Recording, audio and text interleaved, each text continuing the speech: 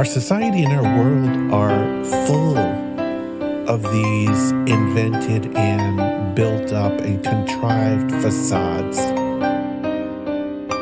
And sometimes some people come along with a hammer and smash that facade.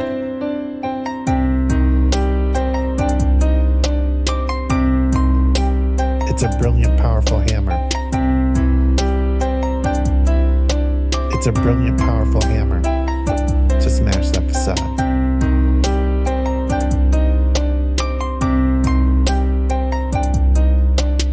It's a brilliant, powerful hammer to smash that facade.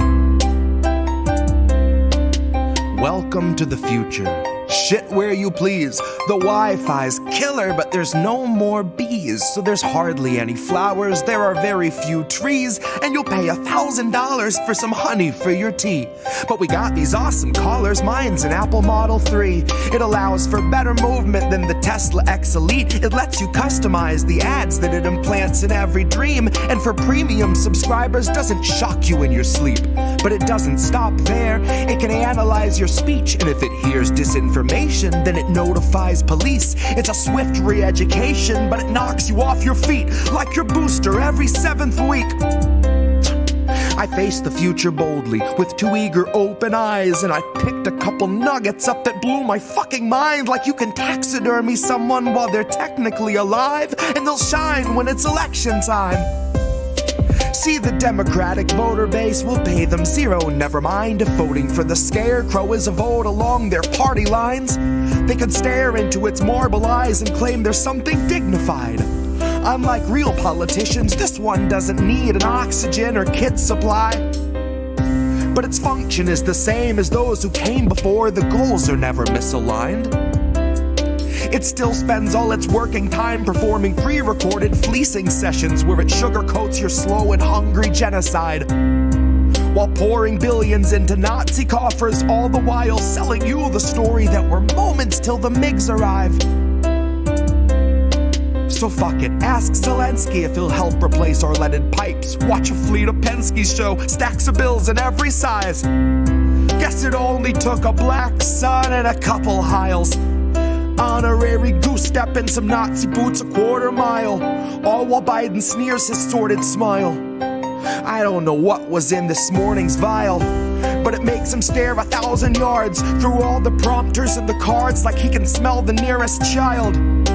His eyes are wide and wild, wider than the grave in which another 1,000 families were tossed in as I typed until they rose up to the sky unceremoniously piled.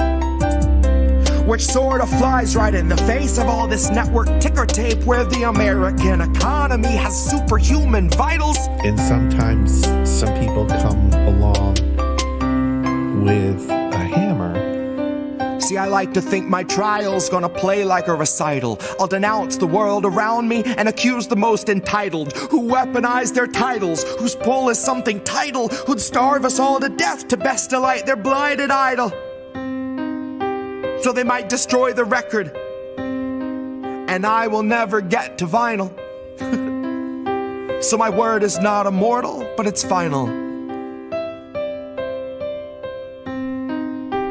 It's a brilliant, powerful hammer.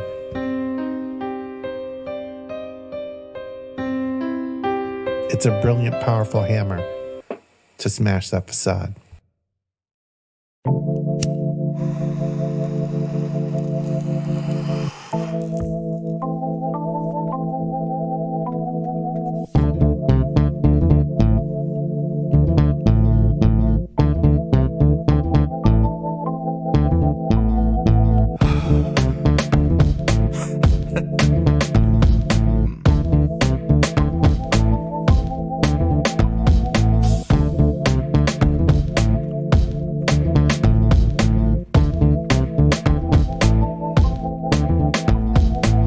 Of the free, and you'll know us by the trail of dead. It's just one more world war to complete the set.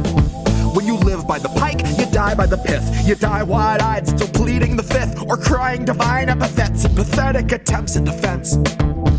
All empathetic for those on your side of the fence. Well, I'll gladly put you and your legacy into an alternate tense. of faltering senses and altered events.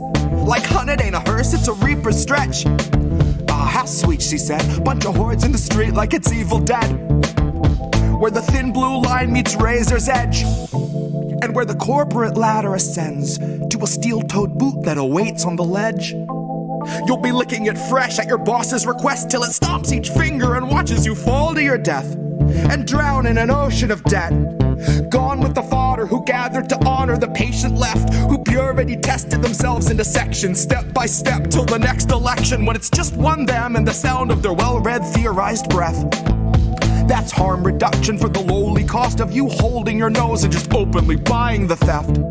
Maybe that's all in the flick of the pen. Maybe we're all one unmarked van from a trip to the pen, being guarded by pigs who exist on a diet of dying breaths of much worthier men. Honey, heaven's expecting you.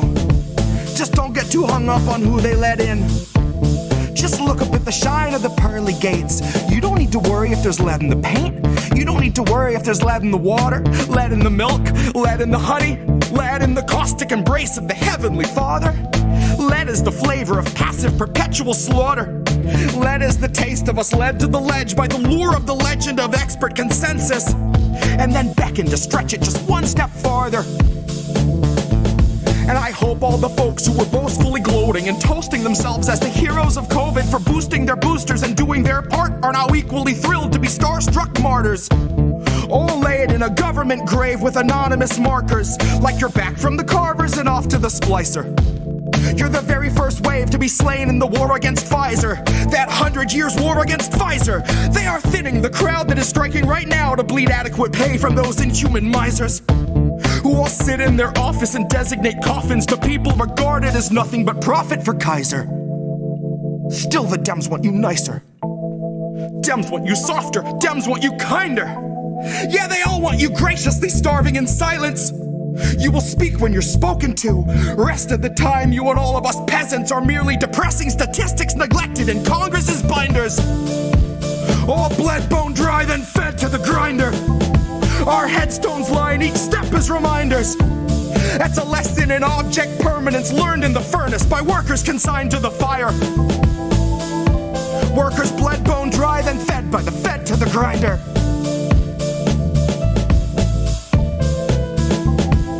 Fed by the fed to the grinder.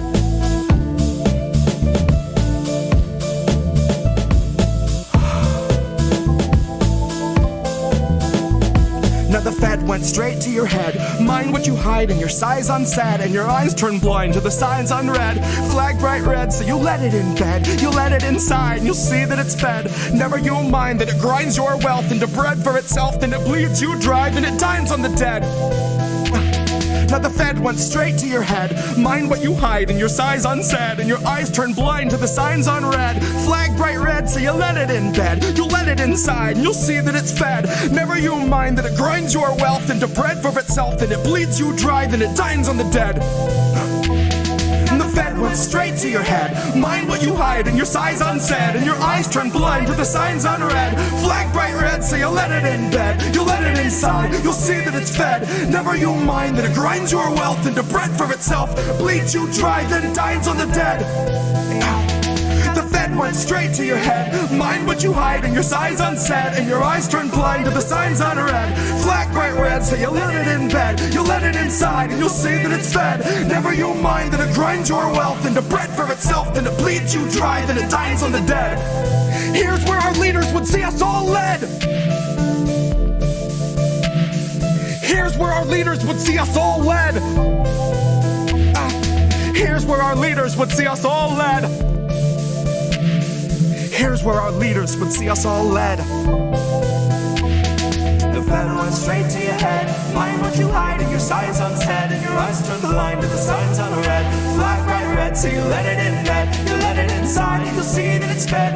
Never you mind that it grinds your wealth into bread for itself, then it bleeds you dry, then it dines on the dead. Fed went straight to your head. Mind what you hide in your size unsaid, and your eyes turn blind to the signs unread. Flag bright red, so you let it in bed. You let it inside, you'll see that it's fed.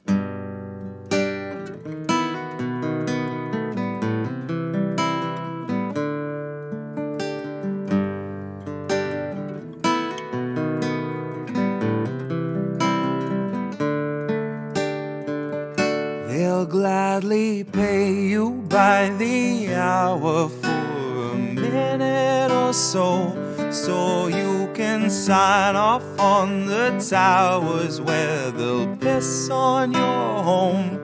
And if you feel like you're just powerless to answer them no, it's 'cause you are.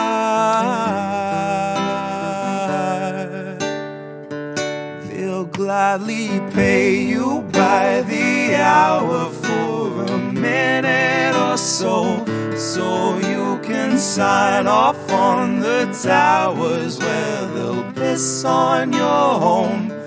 And if you feel like you're just powerless to answer them no, it's 'cause you are.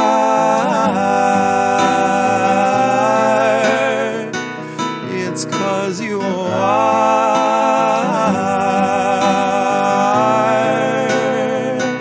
They'll gladly stagnate a living wage, snap the chains, bury it.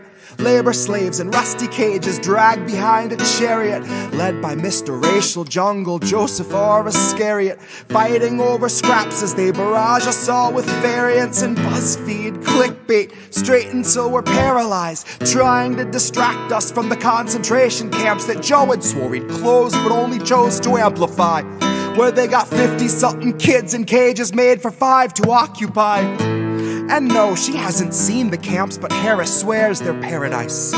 She tells us the facilities are safe, and that right down to the women, they are regularly sterilized. Then she throws her head back and she proceeds to laugh, that sort of heartless cackle you'd expect from someone working steadfastly on behalf of the virus and a Congress full of parasites. And where was I? I was busy cashing every blue check, demonstrating plainly all the narratives expected from the verified. I was busy breeding verbal leeches by the terabyte. Train them to exsanguinate the wealthy while they sleep at night. Bleed the oil barons dry and barren. Say they showed us how to share and now we share alike. Tell them I contracted rabies from a feral mic. Now I'm just another species losing sleep to noise pollution and these glaring lights, forced to change its habits and adapt to just survive. But now it's safe to say that some of us are thriving in the moment, throwing shit on presidential homes beneath the Paris skies. So if you feel like you're just powerless, I guess you bought the lie. But I can tell they're petrified of our collective might, 'cause I can hear those gentrifiers weeping at the sight of our collective rights. And I only can imagine the intensifying fear of knowing revolution's near, and all that's left to do is simply wallow in the thick anticipation of a rabid bite. And baby, one day you can ask your leaders just what that was like before you grab a slice. So if you think you're powerless, allow me now to change your mind. Honey, if you think you're powerless, allow me now to change your mind. See, they'll pay you hourly, tax them each apart, and build a shining tower out of loopholes and cards, and tell you that you're powerless to keep you in the dark, because you aren't, because we aren't. You see, they'll pay you hourly, tax them each apart, and make you build a shining tower out of loopholes and cards, where they'll tell you that you're powerless to keep you in the dark, because you aren't, because we aren't.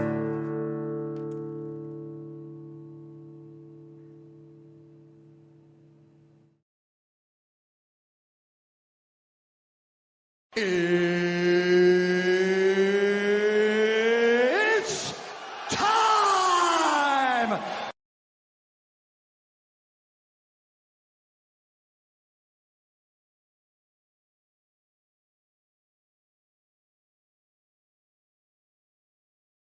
It is Wednesday, my dudes.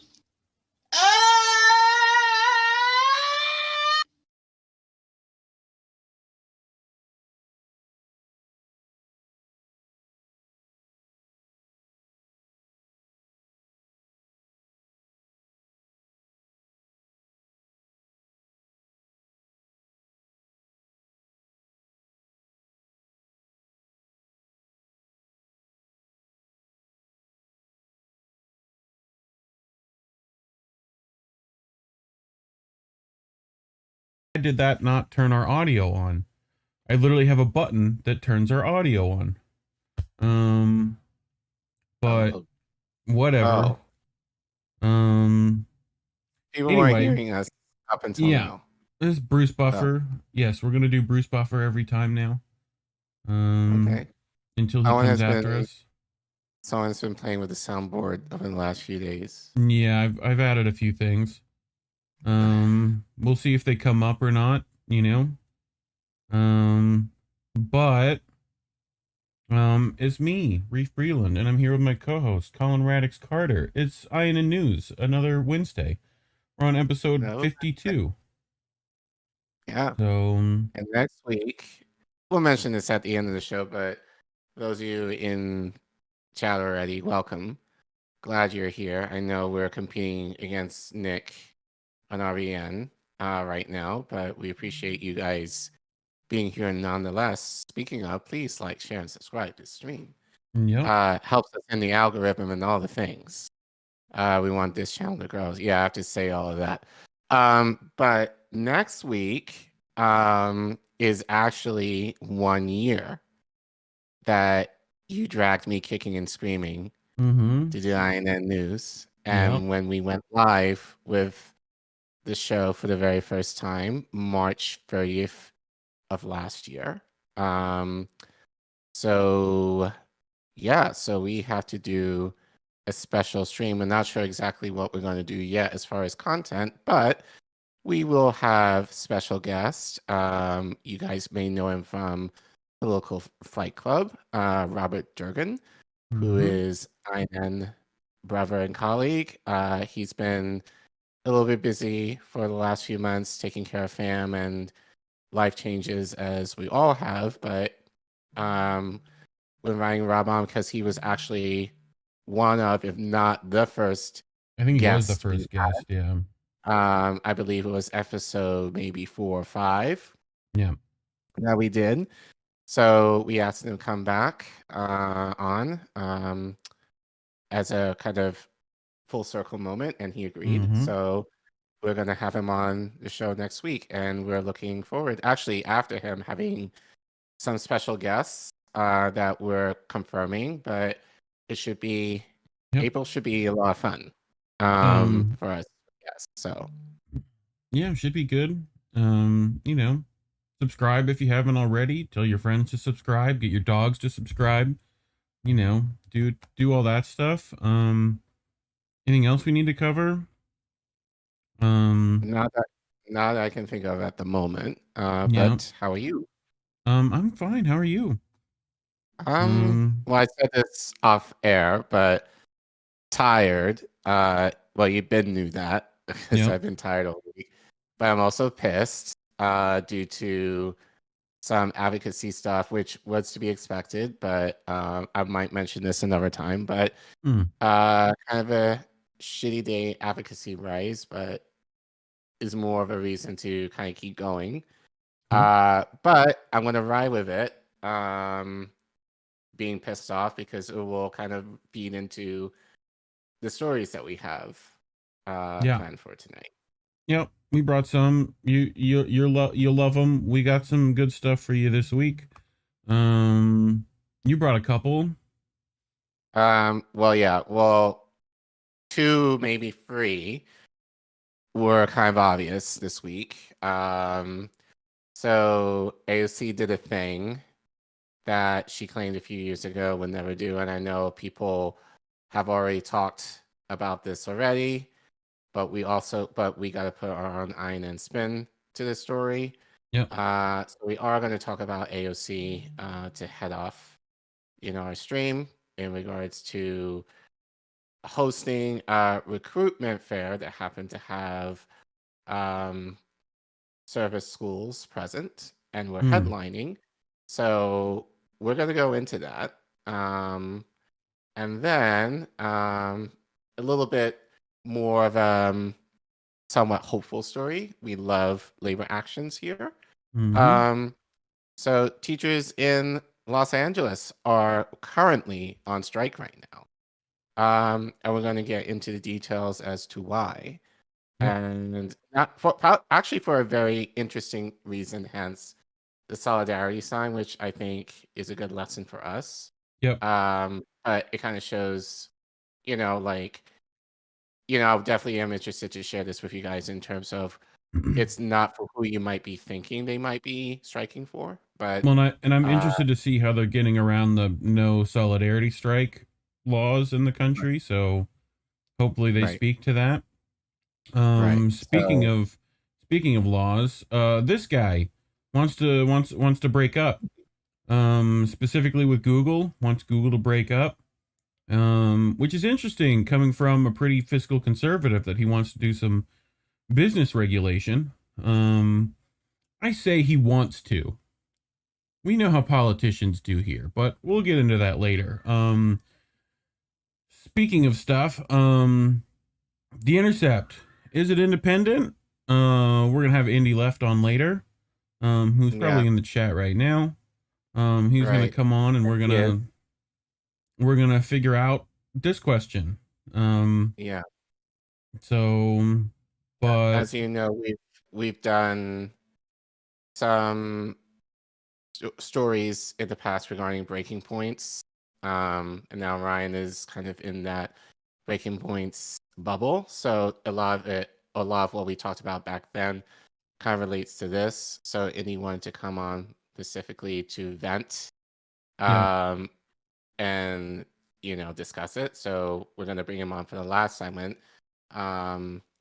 For that, just give him some time to put the kids down to bed and do some things before he comes on for this last segment. So ask them. We're gonna ask him. But anyway, you ready for AOC? No, but let's get into it. Cool. So yeah, so she did a thing on Monday that I found out about. Funny enough, on Saturday. Shout out to Savvy, who actually sent this to me and other content creators in this space. She sent, I'm sure a lot of you seen this online. There was a flyer that was going out over the weekend, regarding her hosting this recruitment fair that featured service schools at this high school in her district in the Bronx, New York. So yeah, I tweeted about it, and many of us tweeted about it, just speaking on our displeasure on it. I'll get into that momentarily. But I just wanted to remind you, we want to go down memory lane a little bit, where once upon a time, and especially being that she was a Justice Democrat, well, but they haven't done shit. AOC, as part of her principles within the organization, would be against anti-war. And she actually talked about this, and I remember her speaking about this many, many years ago. Well, not that many, but in 2020, where, as written in the Americano, written by Araceli Cruz, AOC wants the military to stop recruiting young people at schools. So she writes, with military recruitment hitting an all-time low, the government is getting creative with its approach, including scouting young people on social media. Which it has been. We've talked about specifically, not to cut you off. It was at was it Howard? Me and Indy cover that specifically about how they did a whole recruitment fair like right after they had those protests at Howard. Yeah. That was all military, CIA stuff. Yeah. Okay. Yeah. But the U.S. military is under fire, with numerous deaths at the Fort Hood base in Texas this year, and recruitment centers closing throughout the country. Joining the military isn't as appealing as it once was. The government is implementing new strategies in order to reach out to young prospects through inventive measures, such as recruiting on social media. Amid all the turmoil, President Donald Trump continues to brag about increasing military funding to record numbers, while Representative Alexandria Ocasio-Cortez is seeking to halt military funding that targets recruiting in middle and high schools. Except, Well, whether through recruitment stations at their lunchrooms or now through esports teams, children in low-income communities are persistently targeted for enlistment, Representative Ocasio-Cortez said in a statement to the New York Times. She said the military can, for some, provide a rewarding career, but added that low-income Americans are not being given anywhere near the same information or access to trade schools, college, or other postgraduate opportunities. Hold on to that statement, yeah. okay? Because I want to go into that later. In many public high schools where military recruiters have a daily presence, there is not even a counselor, she said. As a result, the military stops feeling like a choice and starts feeling like the only option for many young, low-income Americans. This is the second initiative Representative AOC introduced against military funding in a week. On July 22nd, she presented an amendment that would prevent the military from promoting themselves on entertaining platforms such as Twitch TV, Twitch.tv, video games, esports, or live streaming. Representative Ocasio-Cortez isn't the only person who is discouraging military recruitment that targets low-income citizens.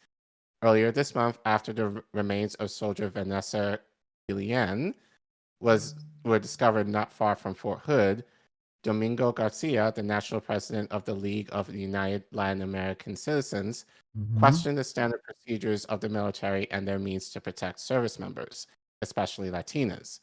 Garcia urged Latinas not to join the military. We're asking all women, especially Latina women or their families, do not enlist in the Army until we have the assurance they will be protected and taken care of when they serve our country. And right now, I just don't believe the military is capable of doing that because of what happened to Vanessa Guillen, Garcia told ABC 13. Again, hold that sentence. Yeah. Will be important later. In April, Major General James Bierman, commander of Marine Corps Recruitment Command, told ABC News that he reached out about 40% of his estimate 37,000 recruit goal this year. Jesus. In order to increase recruitment, the military has also lowered its standards for acceptance. Yep. For example, Military Times reported that about 12% of recruits are allowed to waive either the weight, drug use, criminal records, or test scores in order to join the military. Yep. So Do you we'll need start help with right there. this? No, that's it for now. Thoughts so far? Well, we I think one of us covered, either me or like me and Indy or you and I, that they were lowering the IQ for entry. So I mean, this is also with studies of like, I want to say like 70% of Americans couldn't meet that. Like there's some crazy number of like how many Americans couldn't meet the requirements for military service anyway. So like, but he has a 37,000 recruit goal in a year. Right. That's ridiculous. Right. I guess that's for the entire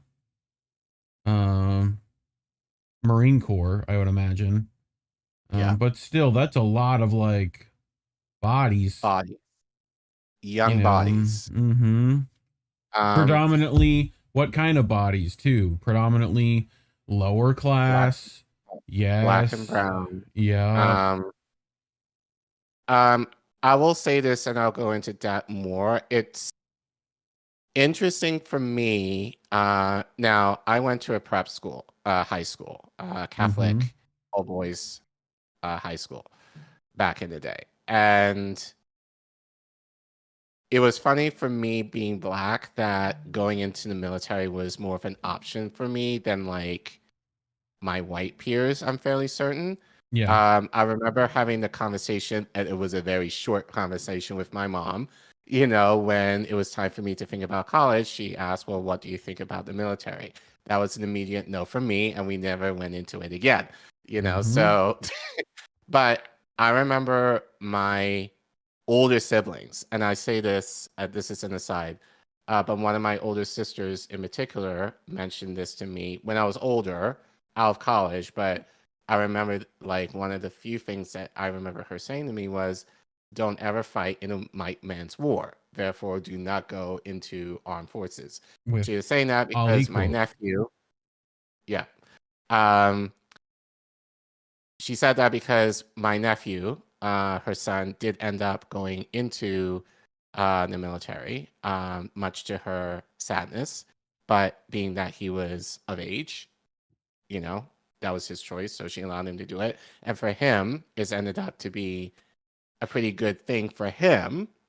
But as the article says, you know, like normally, if you're in a low income neighborhood and you're looking to get ahead and you're looking for ways to finance your education, the military is a way that we've kind of been propagandized into believing that that's the way you can do that. Obviously, they don't necessarily talk about, you know, the side effects or the aftermath of what you might have to go through, assuming that you go on a tour, and then having to come back and then having to deal with life, you know, Yep. post, you know, tour, you know, just like with the mental strain and just the acclimation back into society and all that kind of stuff. But, you know, as I said, this is more of a thing that I've seen, you know, within my community and not so much in an affluent, you know, white Yeah. community. That this is that the idea of going into the military. Well, not to say it's not, but it's rare. Yeah. At least if you're affluent and Well, white, and my that's father, an option for you. when he was, you know, volunteered for the Marine Corps, right? It Mhm. was he had gotten like 37 speeding tickets in one day, and like the judge Right. said, like, hey, it's either jail or you can go to the other, like, walk down to the other wing to the recruitment office. Like, a lot of times they're in the same buildings as, like, you know, county, Right. like that kind of Yeah. stuff. Like, you know, for the people who would be the people going to jail anyway, or, you know, Right. lower class, impoverished, like, you know, Like I have a close friend. We were the same age. Also went to a prep school, but except it was a predominantly black school, so it wasn't as great compared to the one I went to. mm, And he dropped out of school, and basically, you know, the only thing he was very smart. He's very smart too, but he just was the type that just got bored with school. Um, and the only option basically was for him at the time was going to the Marine Corps, yeah. which he did. Mm-hmm. But I can't necessarily say it really made anything out of his life now. But again, that's very common, you know, in terms of white low But income Collin, how neighborhoods. dare you take away the opportunity to go to West Point for these kids? Well, we'll get into that. Yeah. We'll get into that. So all that to say, as a long aside, you know, so that was what AOC was saying 3 years ago in 3 years terms ago. of Okay. the military and, you know, essentially the grooming that happens, especially in low income neighborhoods, to have young people enlist in the armed services.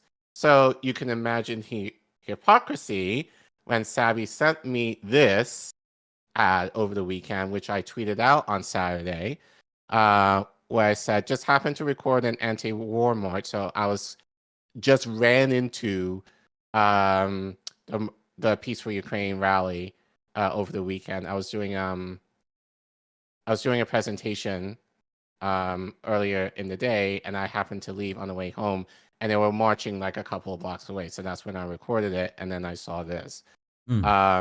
So actually, hold on, we'll go back. Yep. Because I do think it is important to kind of see this. So the ad states, join Representatives AOC and Adriana Espaillat. So he's Congressman for Queens, District 13. Representatives at the Student Services Fair. Representatives Alexandria Ocasio-Cortez and Adriana Espaillat hosting a student services fair to help students connect with the U.S. Department of Education, our U.S. Services Academies, intern opportunities, and more. So they give the date, 4 to 6, at this high school in the Bronx. We will be joined by special guests from the U.S. Naval Academy, the U.S. Armed Forces Academy, the U.S. Military Academy, the U.S. Merchant Marine Academy, the U.S. Department of Education, former interns, and last year's winner of the Congressional App Challenge. Okay? So, the problem many of us had, and I'm sure many of you had, was the highlight of these service schools, right? Yep. So again, this kind of goes back to contradicts what AOC said regarding the military 3 years ago. That Yes. she was essentially hosting an event where the feature seems to be them enlisting or recruiting high schoolers into the military. So, much noise over this over the weekend to the point where Democracy Now, I believe on Monday, reported on it. So let's watch briefly this short clip. Community organizers, parents, teachers, and students rallied at Bronx High School Monday protesting a military recruitment and job fair event hosted by New York Congress members Alexandria Ocasio-Cortez and Adriano Espaillat. The so-called Student Services Fair featured representatives of the U.S. Army, Navy, Air Force, and Coast Guard. Advocates accused Ocasio-Cortez of backtracking on her anti-war campaign promises and policies opposing predatory military recruitment tactics that predominantly target Black, Brown, Latinx, and low-income students. In 2020, Ocasio-Cortez proposed a ban against military recruitment on Twitter, while she later pushed for a bill amendment that would have halted federal funding for military recruitment in middle and high schools. Richie Marino is an organizer with the Bronx Anti-War Coalition, speaking at Monday's rally at Renaissance High School, which took place on the 20th anniversary of the U.S. invasion of Iraq. A lot of youth here are struggling to find jobs. Many youth here are not prepared to go to college, right? Instead of bringing military recruiters here, we should be having a jobs fair. We should be having a college fair. Renaissance High School is an arts and theater school. Where are the arts and theater programs represented here, AOC? You're saying this is a student services fair. Where are the services for the youth? Richie Marino was speaking with Democracy Now!'s Sanji Lopez. Organizers also demanded justice for Vanessa Guillen and Ana Basilio Ruiz, two Latina women who were killed after they reported being sexually assaulted at Fort Hood Army Base in Texas. Guillen in 2020, Ruiz last week, and 21-year-old Abdul Latifu, who was murdered in January by another soldier at Fort Rucker in Alabama. Latifu was from the Bronx. And those are some of the headlines. This is Democracy Now!, democracynow.org, the warrant. Yeah. So they basically repeated a lot of what we read earlier. But you notice what Richie, who's one of the protesters outside the school, was saying. And I think this is something that's interesting because I didn't actually know this until this afternoon, that Renaissance High School is an art school. Yeah. So why is it that they had military recruiters there? I mean, the Glenn Miller Band needs another group of, kids, I guess. Dude, I won't even tell you how many times they tried to get us recruited into stuff through that as well. Like military band stuff. Oh, yeah. That's a very big thing. They show up to like every band thing everywhere. Right, trying to recruit people into military bands. Yes, very, very, very much a thing. I remember it at every event, like they were there. Right. So, yeah, it gets worse. So a lot of these following are from Twitter. Yes. So I have to kind of piece everything together. So. Shout out to Lucy, Blue Moon. Please follow her and actually INN colleague. So she actually lives in the Bronx. So she is AOC's constituent. So Lucy was on the ground tweeting this out prior, like over the weekend. And she was present during this thing to protest outside the school on Monday. So she tweeted over the weekend, "Join us at the military recruitment event to register people independent and direct them away from the door." So you remember, those of you might remember, when she confronted AOC, when she spoke to her in Spanish, that's what she said she was going to do. Was she's going to register direct people as independent to register outside. So that's what she was going to do at this event as well. Oh, you went back one. wait. There you go. No, okay. All right. And then again, this was on over the weekend. So where she tweets out, "Parents and teachers say military recruiters out of our schools. War is not a career option. Training to kill is not a skill. We demand Congress members AOC and Adriano Espaillat stop being military recruiters. Shame on you. The Bronx needs money for jobs and free college education, not endless war." And they give some information about where the school is, and information where to contact them. And that was those people we just saw, probably. Yes. Cool. Yeah. So she continues, "For the military recruitment event, we would like to give the kids some pamphlets or information about college abroad. Has anyone gone to college abroad that can send me some info?" I'm Nikki, actually, I think RLA did. Yeah, I'm actually trying to see because I believe there was a recruiter who who is a part of a medical school in Cuba that I'm actually going to try to see if we can interview. So I'm currently in contact with Lucy for that. Nice. But the idea was for this, and I think this is significant to kind of show, the idea of like, instead of giving these high schoolers, and I would imagine these would be sophomores and juniors, because seniors by now, are waiting to hear back from colleges. Yeah. Mostly.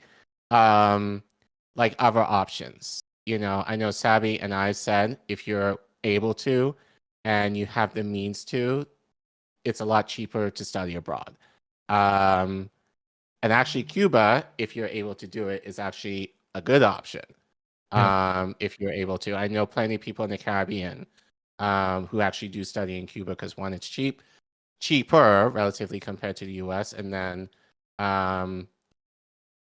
like you're able to get the maximum, especially if you're looking to go into the medical field, mostly, like there are good resources and good schools in Cuba where you're able to study, medicine. So, which makes a lot of sense given that this is the Bronx. This is mostly a Latino neighborhood, Black and Latino neighborhood.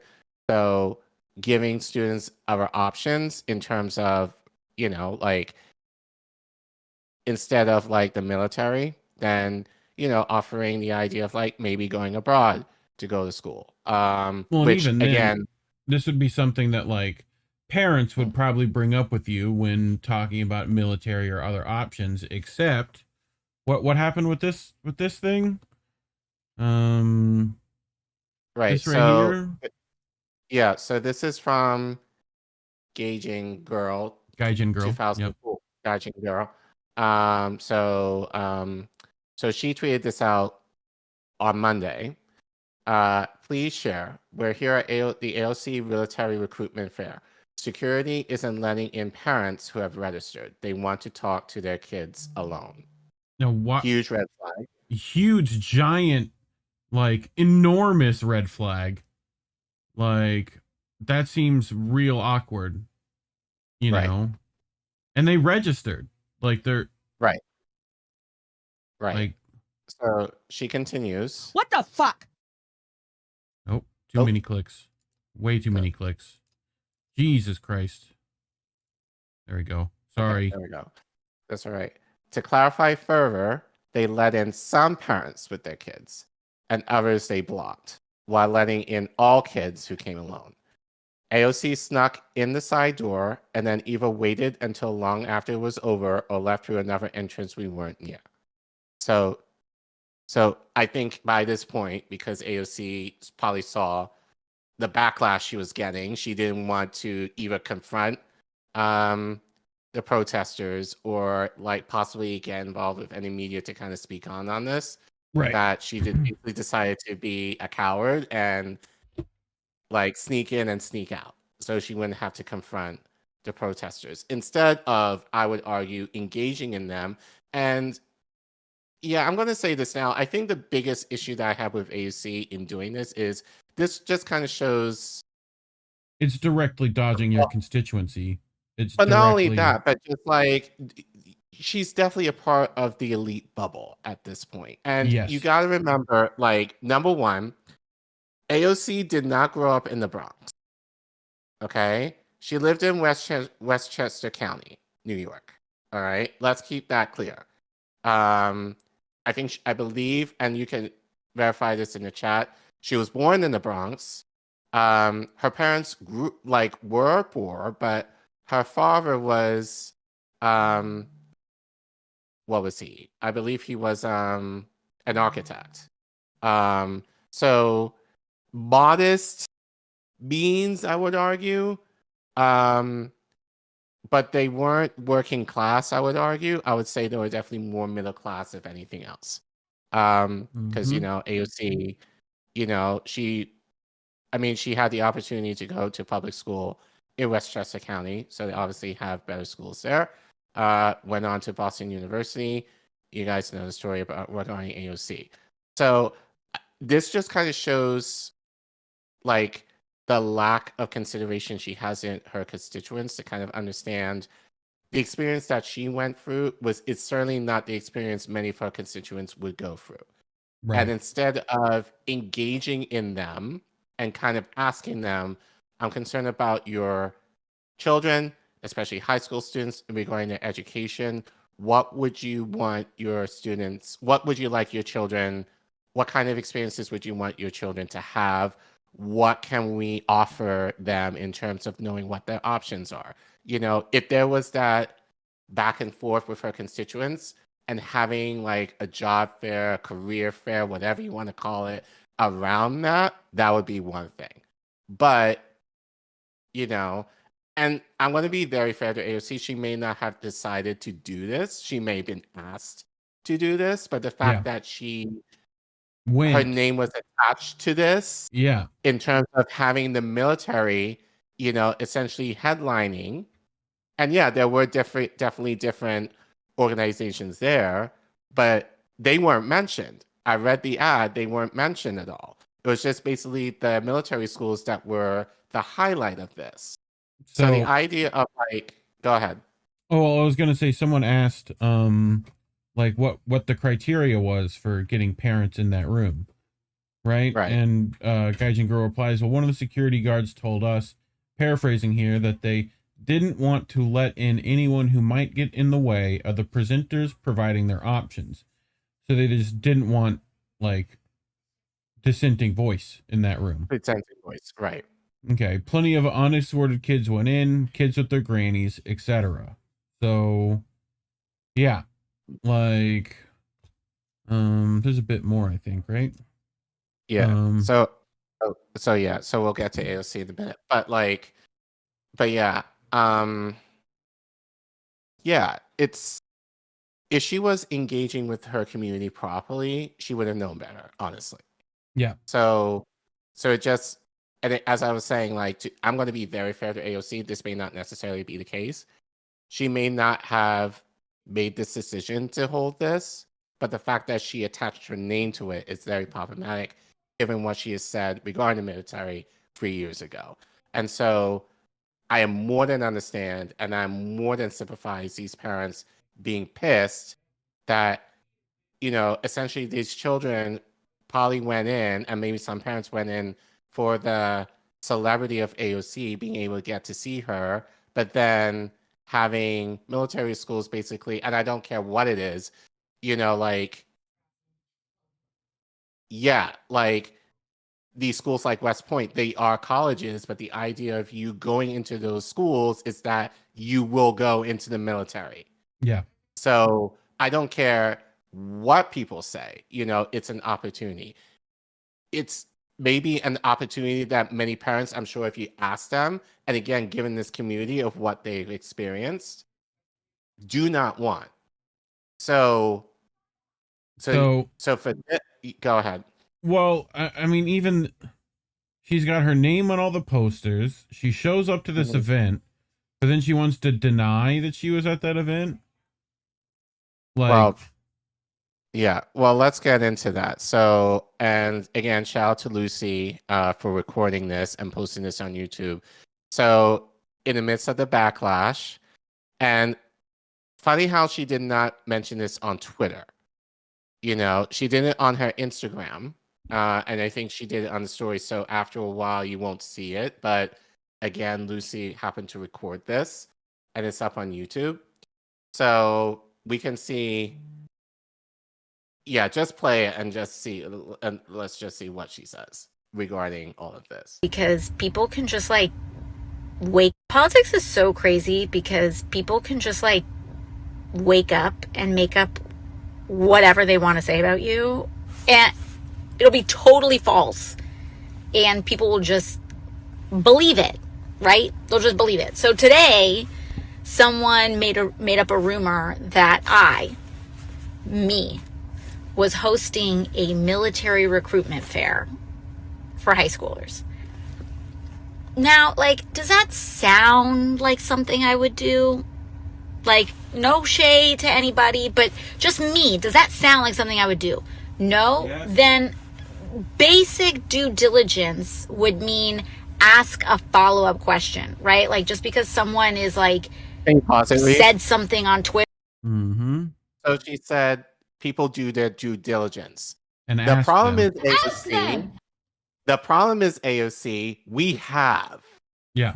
Lucy has asked you directly. Jose has asked you directly. You wouldn't talk to the people that were asking you directly outside the event. So that's bullshit. Fucking. The hoes be knowing. So, and again, it's the idea of maybe you should do your due diligence, AOC.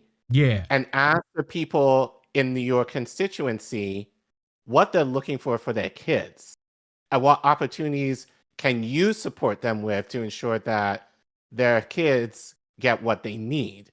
Mm-hmm. The last thing that they need, especially given the stories that we just read, is that they want their children to go in the military, even if it's like West Point. Yep. So cut the victim shaming and the bullshitting, you know. And she says this on Instagram. This isn't for us. This is more for her, like, her audience. Stands, yeah. Her stands, which are the liberals who may not know of what she said a few years ago. So that's why I believe she's counting on, in her belief that, oh, they're not going to remember what I said a few years ago. I'm just going to say this bullshit right now, and they'll support me because I'm AOC. I'm the progressive one. I try to fight for the people, you know? But for those of us who actually have been watching her for a while and seeing her bullshit, you know, we're able to call this out, and she doesn't like that. So she's trying to say, wake up, asshole. So you she's got trying no to say friends in right Washington, now. D.C. Thanks, Richie. So she's trying to save face now to her stands who will sympathize with her. The very people, again, who do not have to worry about going into the military, by the way, because these are the people who are the privileged ones who have the opportunities generally to go into colleges like she did, you know, and are afforded to have that option for her versus low income, which may or may not have that option unless you go into very unique or special circumstances. Yep. Keep going. Twitter and posted a screenshot. Like, ask the next step is not, I'm just going to believe that and share it. The next step is, let me ask a follow-up question, right? But that didn't happen today. Ask them! So what did happen today? Well, a lot of people don't know that your member of Congress can extend a lot of opportunities to you, especially if you're in high school. And there are things, for example, did you know that there's a congressional art challenge that happens every year? And if your piece of art is selected by your member of Congress, then you get you and your family fly to Washington. It gets hung up in the U.S. Capitol. It's a big deal if you want to apply to colleges and schools. There's also... Okay, and do they get scholarships? Like, why would a high schooler want to do that just to see their work in Congress for nothing? Like, why did she feel the need to mention that? For the prestige and celebrity you might have of, you know, like it's visibility. It's like literally unpaid. Washington runs on unpaid internships, you know? Right. So. Keep going. Congressional app challenge for high schoolers as well. And if you can design an app, which Melissa right over here did and won, it's also a really, really big deal. And you can have just like so much progress for college or any other opportunities as well. City Year, which is over there, provides a gap year. If you're not ready to go to college, you can spend a gap year in service. And so we held a student services fair to show all of the... Okay. I'm gonna do a rant on City Year. Because I did a similar program out of college. City Year can be a good program for some, for people who, you know, are looking to make a difference in low income communities, who are looking to, you know, like have an idea of what, you know, like, you know, being able, like, it's basically, I don't even want to say volunteer, but you're living in poverty while you're volunteering at like maybe a school or something like that, you know, essentially. Now, I did a similar program out of college through AmeriCorps, however. The program that I did, which is kind of comparable to City Year, is I made $10,000 a month that year that I did it. So like I had my housing for free, I had my medical and dental insurance for free, and I was able to get a forbearance at my student loans at the time. And I only got paid 10 months of the year, so like there was a couple of months during the year, like I don't know how I managed to survive, you know, because I made no money. But like after all is said and done, I got like $700 a month for food, transportation, to pay like my credit card bills, to pay for stuff for my classroom. So I was lucky if I had like maybe $200 to my name a month, you know, during that year. Like, what the fuck can you do with that? And then like, I know plenty of my colleagues at that year, you know, they had cars that they were driving to and from. They had to buy similar shit. I didn't have a car. Well, didn't have a car at the time, so I didn't have that expense. But for many of them, you know, if you're privileged and if you have family that are able to support you through that, then that'd be one thing. You'll be able to do it. But if you're low income, you know, that'll be very tough for you to try to do City or any of these programs without some type of support. Yeah. Because the idea is that you're living in poverty, you know, to kind of get an understanding of what the low income families go through while you're working on a school, whatever program it is, to gain experience. So again, I'm not knocking City Year if you're able to do it and you have the right support, but it may not necessarily be the thing for low income students, especially like if you do not have the familial support financially to help support you in that, to be able to do it. So again, not necessarily the best case AOC can make here, I think. And she should know better, be given that like within her program, like given her position. And I know she's familiar with City Year because they're very in Boston in particular. Like she should know better than to kind of make this pitch to low income students.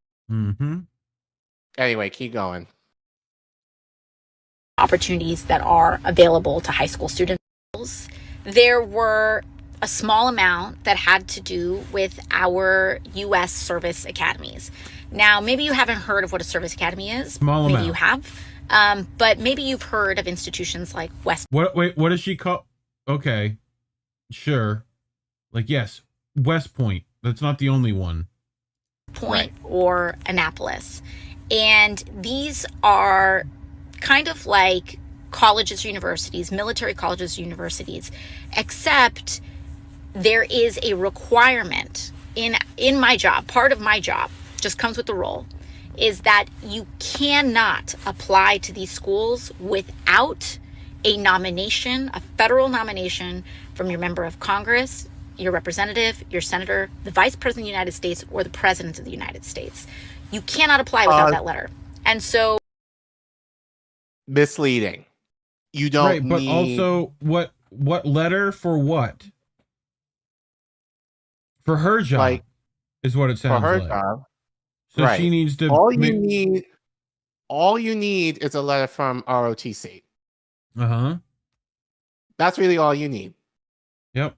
And shout out to Sabi. And again, I listen to Sabi because Sabi, comes from a military background. Well, her military family. So obviously she knows the ins and outs more than I do. I know she put a clip on regarding all of this today. So watch her clip to get a better understanding of this.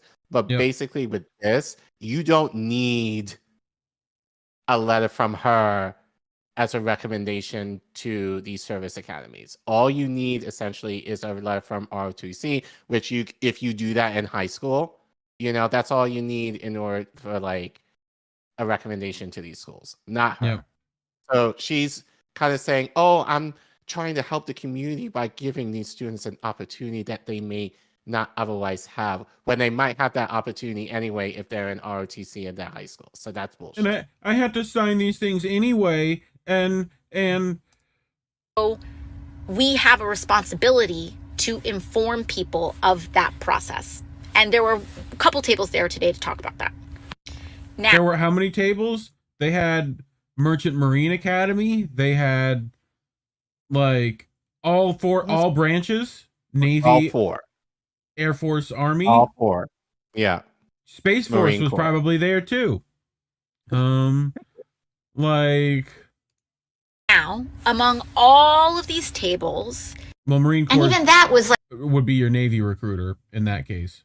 Navy Academy, I think.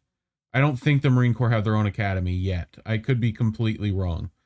But I think that's still kind of, even though Marine Corps is kind of its separate branch, it's much more under the Navy branch.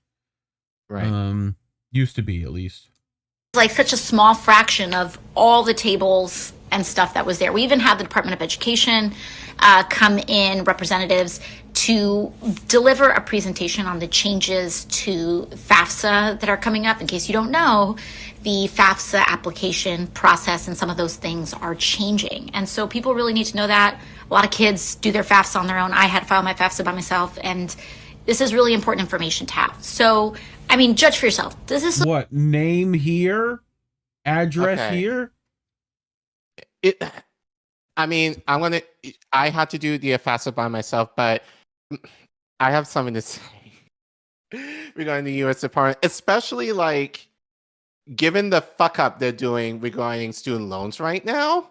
Do you really think that they're going to be a good resource for, the FAFSA will help you get some federal aid, but that's not going to be much, depending, So my question to her is, okay, that's one thing to have those representatives, especially for the changes or whatever. But you're still going to have the issue with many students, especially if they're thinking about going to college, to possibly take out loans. Where are the opportunities for maybe like scholarships or grant money outside of the federal government that these students can apply to? But also, that's not something AOC was there doing. That was like what the college was doing. Like, or this other organization, where she showed up. And she's trying to take credit for that while also using the same excuse I just gave, that she just showed up, to deny this other thing. To deny that the military recruiters were there. Like, you can't use literally the same argument to do two. Oh, God. we don't need to watch anymore, but I think, we got the point, but yeah, so, and she continues on saying,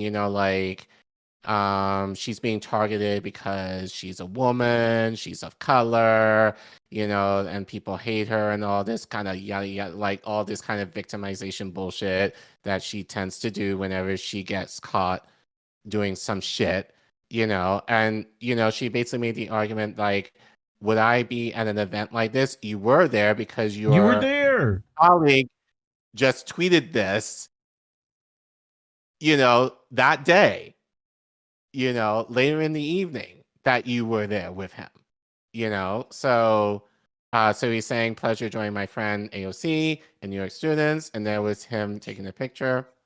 Right.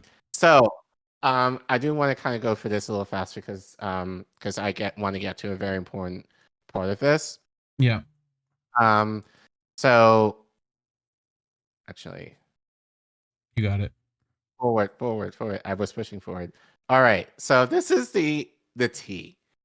So you saw Amy Goodman do this report on AOC regarding all of this. I guess her goons basically called Democracy Now! And be like, retract that shit. That they put out this tweet. So editors note, after our broadcast, AOC's office reached out to Democracy Now! In a statement, her communications director, Lauren Hilt, said the Congresswoman didn't hold a job fair or military recruitment fair. Okay. She held a student services fair. Now you're just talking about semantics, basically. Now. Yes. So bullshit. There were tables on a FAFSA. It's not sexy, but it's FAFSA. As well as internship opportunities through our office and the Congressional Hispanic Caucus Institute.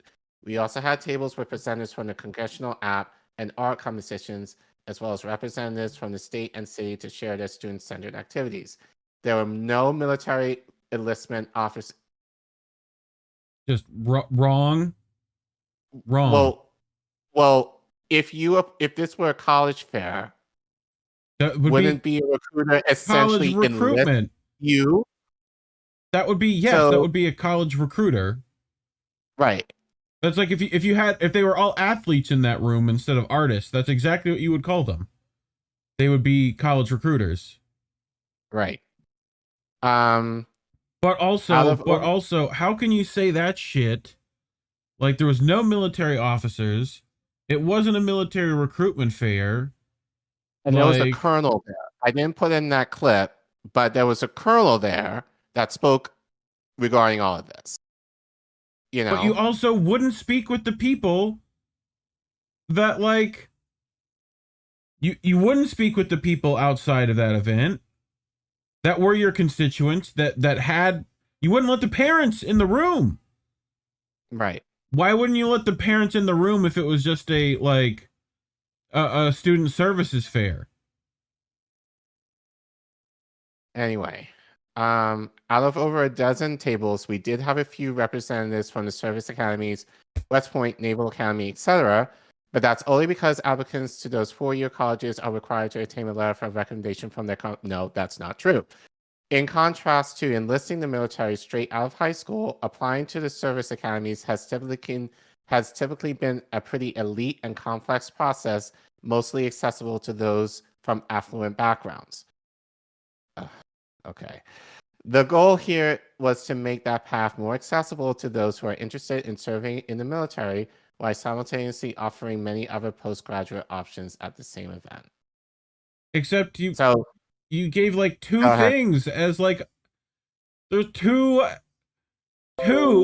versus like four different naval like military.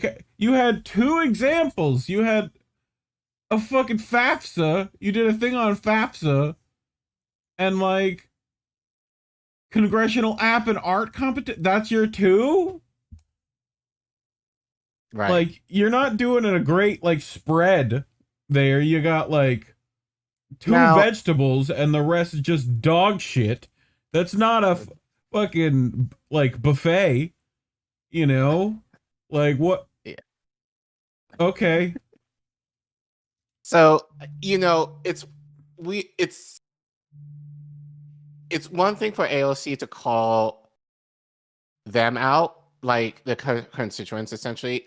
Like fuck Democracy Now! For this, because they basically took it and basically with their tails between their legs and did not say anything to counter. But also, they don't need to. I'm more than willing to do that for them. Like, thanks for putting it out. I don't think they need to, in a sense, because they did show clips. They don't have to retract anything. No, if they but retracted stuff, that's one thing. But like, right, you can't deny that the people were there asking you about that. Like, they're trying to literally narrative control Democracy Now! And Democracy Now! Is putting that out here. Like, they wanted to tell us what to say. I mean, I also see what you're saying, but yeah, it's like, but again, Democracy Now! Just got the clips based from people like Lucy that were up on Twitter. Yeah. If there was really a problem, why couldn't Democracy Now! Speak to those her constituents directly for an interview, and just to kind of give a little bit more information or a little bit more insight as to why they were upset. Yeah. So again, did they necessarily need to do that? No, but would that have been helpful in this case? Sure. But it just kind of seems like AOC just yelled at her communications director basically yelled at them, basically being like, no, AOC wasn't there for this, you better retract this or else, basically. Or else what? You won't come on Democracy Now! Again? When's the last time you were on anyway? Well, I think that's it. It's like access. They would love to have the opportunity, I'm sure, to interview anyone in the squad or anyone in Congress. So, so I think really that's what it is. It's just more or less they put this out just their way of saying, sorry, we don't want to give up our access here. So. Well, luckily, she gives opportunities for people like this to speak, Right. Like. So, again, shout out to Lucy for this. So this is going to be the last clip, but I think. Also, Lucy, not only do you need to charge your phone, which we found out in the last clip, but like horizontal video, like or have two phones, one vertical and one, but prioritize the horizontal. You know what I'm saying? You feel me? Like, okay, either that or it's an artistic choice. But anyway, so this is Mohammed Latifu. So he spoke out outside the high school in reference to his brother, who went into the armed services. And so again, he kind of goes into what I just said before in terms of, the danger of having, like going into the armed services and not necessarily being taken care of. And so I'll have him explain what happened to his brother. My name is Mohammed Latifu, one of the brothers of Abdul Muqtadi Latifu. It's a sad story.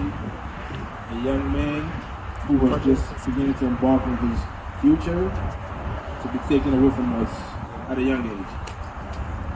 He recently just joined the military back in 2021, but unfortunately, one of his roommates decided to just end his life. Yes, at Fort Rucker, Alabama. We got the call January 10th of 2023. His life was short-lived in the military. He didn't even serve for 5 or 6 months. And it was still a sensitive topic. He had just turned 21 years old. January 3rd. Sorry. My brother was just a quiet person. He never fought. He never had no arguments with nobody.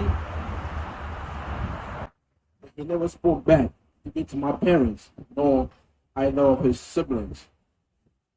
He was big on anime. His recent one was 2-piece or 1-piece, I believe. You know, that's what it is. That's what they call it these days. I'm not big on that, but he was very, very smart, very quiet gentleman.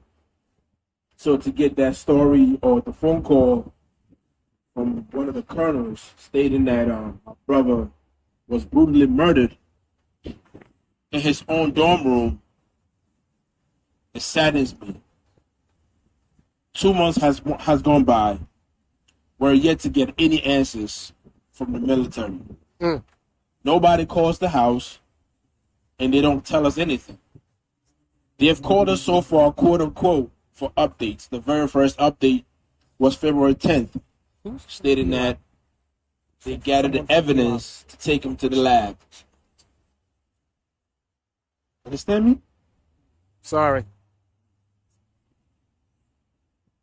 Even an amateur understands that if a crime occurs, we have to gather the evidence and take it to the lab. That's not what my parents wants to hear. That's not what I, my sister, nor my 3 older brothers want to hear. We want to hear what really happened, what took place. Was there an event that took place prior to him getting killed? What happened? They're yet to tell us anything.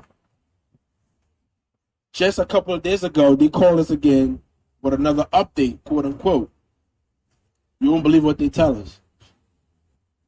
They say that they just handed over the investigation to Fort Benning, which I believe is located in North Carolina, Georgia, right? Yeah. That's not an update. We really want to hear what happened, what took place, what transpired. Did they have any beef between them? Pass the buck. From basic training to AIT till today. No answers. No phone call stating that, oh yes, we're just trying to give you something tangible to keep your mind at peace. My father can't sleep. My mom can't sleep. I can't sleep. Yet my brother, it's not here with us. He's gone forever. Yeah, they said, and I quote, they have arrested somebody. We still don't have no updates as to what this person is. We constantly have to find out information on our own, on the news outlet down south. This is absurd. And it's sickening. So anybody who is thinking about enlisting their kid to the military, I think you better think again. Don't do it. I wouldn't. Right. Study abroad for free.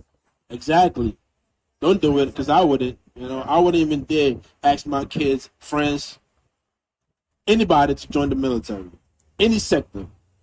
I don't care what it is, what they're doing to quote unquote serve the protect the country, because they're not. They're killing your own. They're molesting these women that go over there, these kids, young men and women that go over there, sexually harass them, and then kill them. Then try to cover it up. You know, and then they'll tell you sorry for what happened, our condolences. No, keep your condolences. Mm-hmm.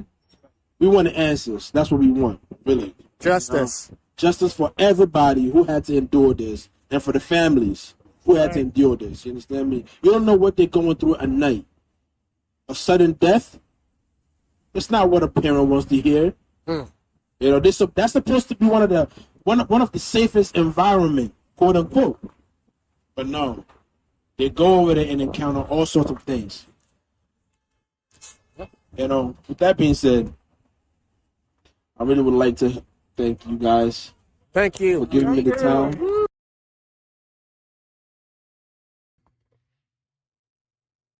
Dude. So, what do you have to say to him, AOC? Like, well, again, it's the idea of like, if you knew who your constituents were, you would do better. Absolutely. You would know how they feel regarding the military, especially given the 3 examples that we just read tonight. And instead of pulling off this stunt in the guise of, oh, I'm trying to help young people get an education in an alternate route, there are plenty of opportunities that they even shared, on the street in terms of how to get these young people education for free. Honestly, that's what she should have been talking about. So, as I said, the idea of her having, U.S. Department of Education, while it's okay, you should have had people who are offering grant money, scholarship money there. Mm-hmm. You should have had talks about how they can finance their education so that they can go either for free or not much money. You should have had more opportunities. Again, this is an art school. These are kids that are looking to get into theater or where are those programs, AOC? I'm sure a lot of these kids don't, especially being in that they're in New York, I'm sure there's going to be enough opportunities if they had the right connections to figure out where they can go in terms of if they wanted to go in some kind of arts program or some kind of arts internship that they can do outside of high school. Those are the opportunities that you should have provided for them, AOC, not the military. Yep. He has more. You want to continue, or you want people to go to Lucy's channel and go watch the rest of it? I'm done. I mean, like I said, there's enough people who have talked about this. I really guys recommend that you watch Sabby's stream. And as I said, she had up her clip on this today, so please watch that. And she was also on Rising this morning talking about this. So please support Sabby in watching that. And then also shout out to Lucy for taking all of this footage to kind of counter what AOC was saying. So you can follow her, at her YouTube channel to watch other clips that we didn't play. As I put it in the chat. So thank you for that particular video. If people want to go watch the full thing, pretty good.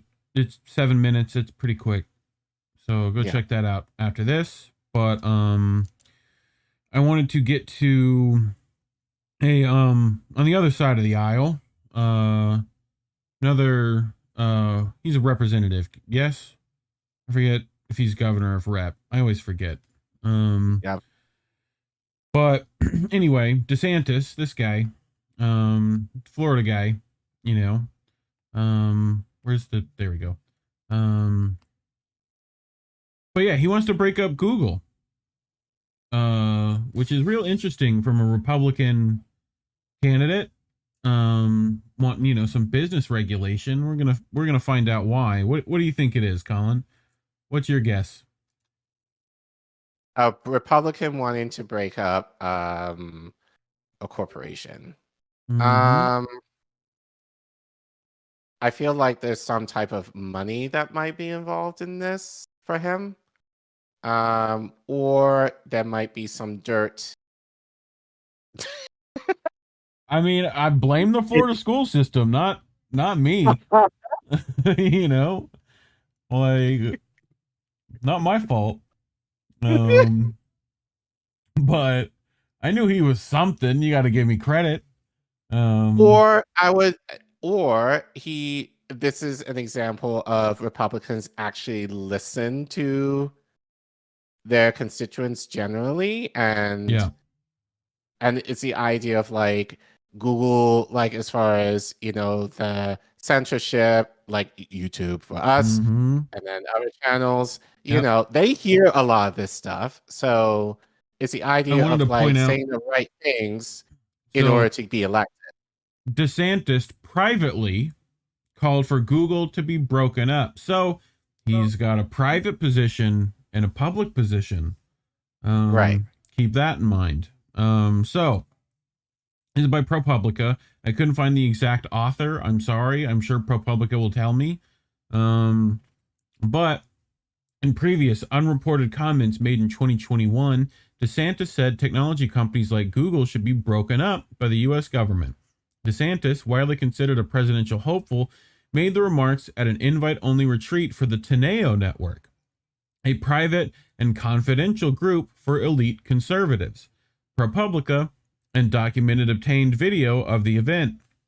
They're just too big. They have too much power.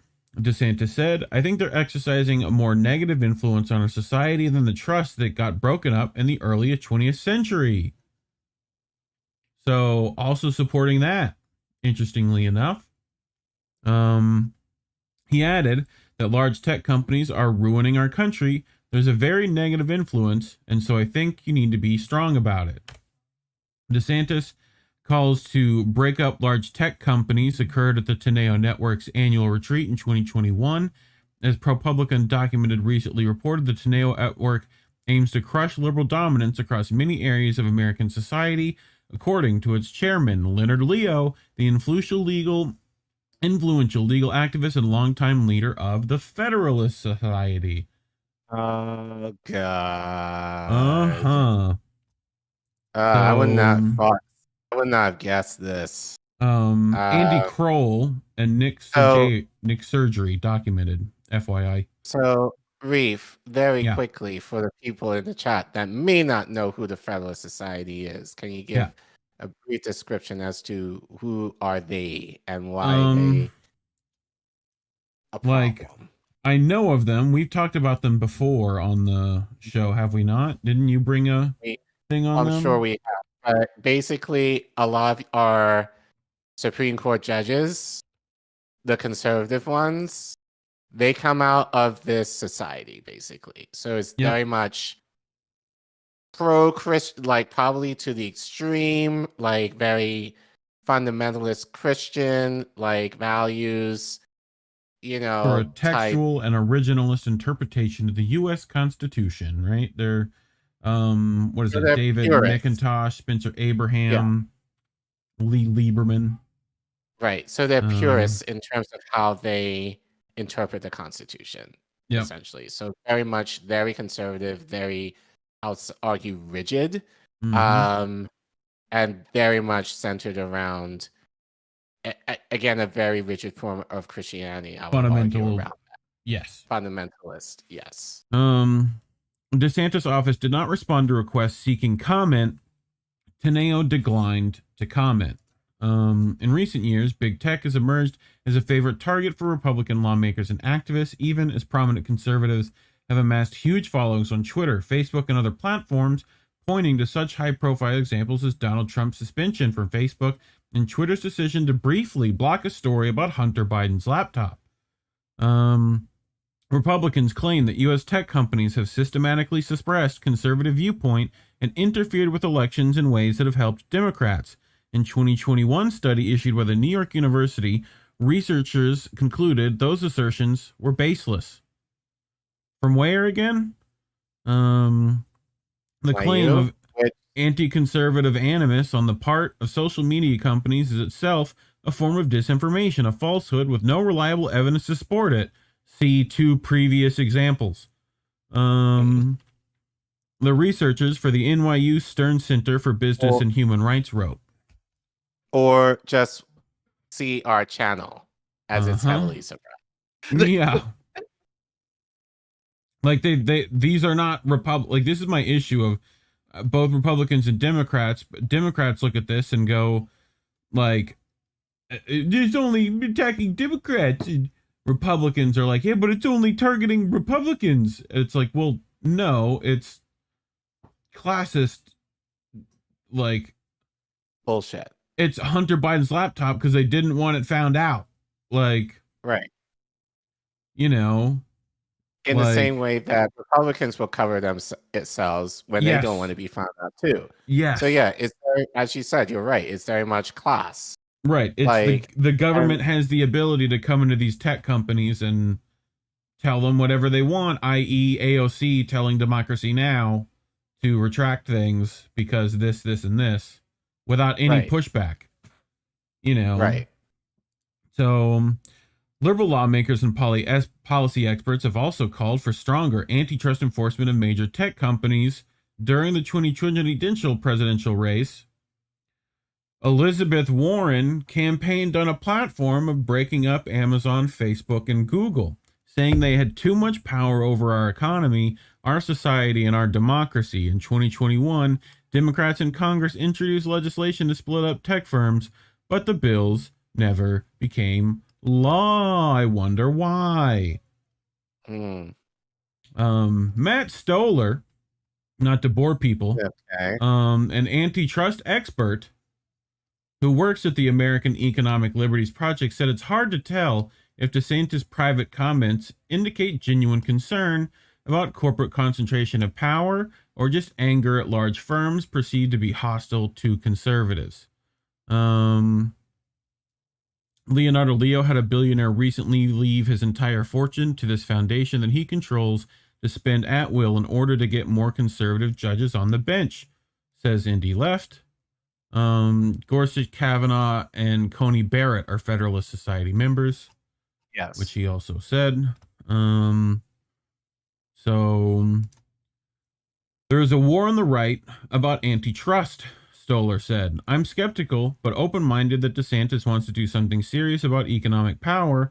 Stoller added that he was more intrigued by DeSantis' decision to call for breaking up tech at an event so closely associated with Leonardo Leo. If Leo buys that argument, Stoller said, then it means that a lot of federal judges might tip in that direction too. A spokesperson for Leo declined to comment. You think? Teneo's retreats are invite-only affairs limited to its members, their spouses, and special guests. ProPublica obtained a video of DeSantis' remarks about big tech, which took place during a longer convention between DeSantis and Vivek Ramaswamy, a biotech entrepreneur who is now running for president as a Republican. As governor, DeSantis has repeatedly singled out tech and social media companies, saying their actions may be one of the most pervasive threats to American self-government in the 21st century. Legislation he signed in May 2021 not only seeks to give Floridians the ability to sue tech companies and win monetary damages, it also empowers the state attorney general to bring cases against tech companies under the Florida Deceptive and Unfair Trade Practices Act. Tech companies are challenging the law, and its fate remains unclear. In February this year, DeSantis introduced a plan to create what he called a digital Bill of Rights for Florida citizens. The proposal, billed as a way to protect privacy and eliminate unfair censorship, would ban TikTok on state government devices and block local and state employees from coordinating with big tech companies to censor protected speech. But unlike some of his fellow conservatives, DeSantis' barbed public remarks about big tech has stopped short of urging the U.S. government to break up those tech companies. In this new book, The Courage to Be Free, it makes only a passing reference to enforce antitrust laws against large corporations that are wielding what is effectively public power. In the remarks of the Teneo Network retreat, DeSantis described tech companies as monopolies that have more power over our lives than the monopolies of the early 20th century ever had, and it's not even close. He listed tech companies' extensive data collection practices and their ability to shape core political speech as evidence of big tech's monopolistic powers. He went on to say that tech platforms enforce their terms unevenly, adding that if you have a conservative viewpoint, you're much more likely to get censored, you're much more likely to get deplatformed.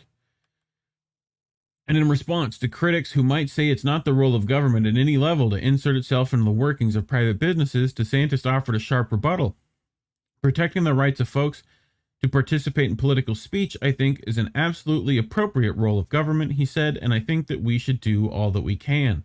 When pressed by Ramaswamy on stage about using government power to shrink big tech companies, DeSantis stood by his position. Those big companies are basically an arm of the ruling regime, he said. Yeah, that should be something that should be done. And when asked if he feared that breaking up U.S. companies would strengthen China's position in global markets, DeSantis appeared unbothered, saying that he believed antitrust action was still the correct course. God, wouldn't it be nice if, Democratic, interviewers would interview this way? Yeah. These tech companies are ruining our country, he said. There's a very negative influence. You need to be strong about it, and so that would be the biggest concern I would have. My concern would be not having massive concentrations of power that are capable of silencing dissent, enforcing an orthodoxy, and obviously interfering in elections, which we saw they did in 2020. But what do we know, Collin? You got no friends in Washington, D.C. Well, technically, he's not in Washington D.C. He's in And Florida. Tallahassee's the same. Like, you know, like in that particular area of Tallahassee, no need for that. So but here's my take on this. I feel like he's caught between two roads. On one hand, especially given his connections to the Federalist Society, which makes sense in light of, wanting to break up Google, in the form of, against censorship and all of that. Yep. Given his background of what he's currently doing in your state, it makes a whole lot of sense to have that private position. That being said, the public position, there's money involved. And especially if he's looking to be president, he can't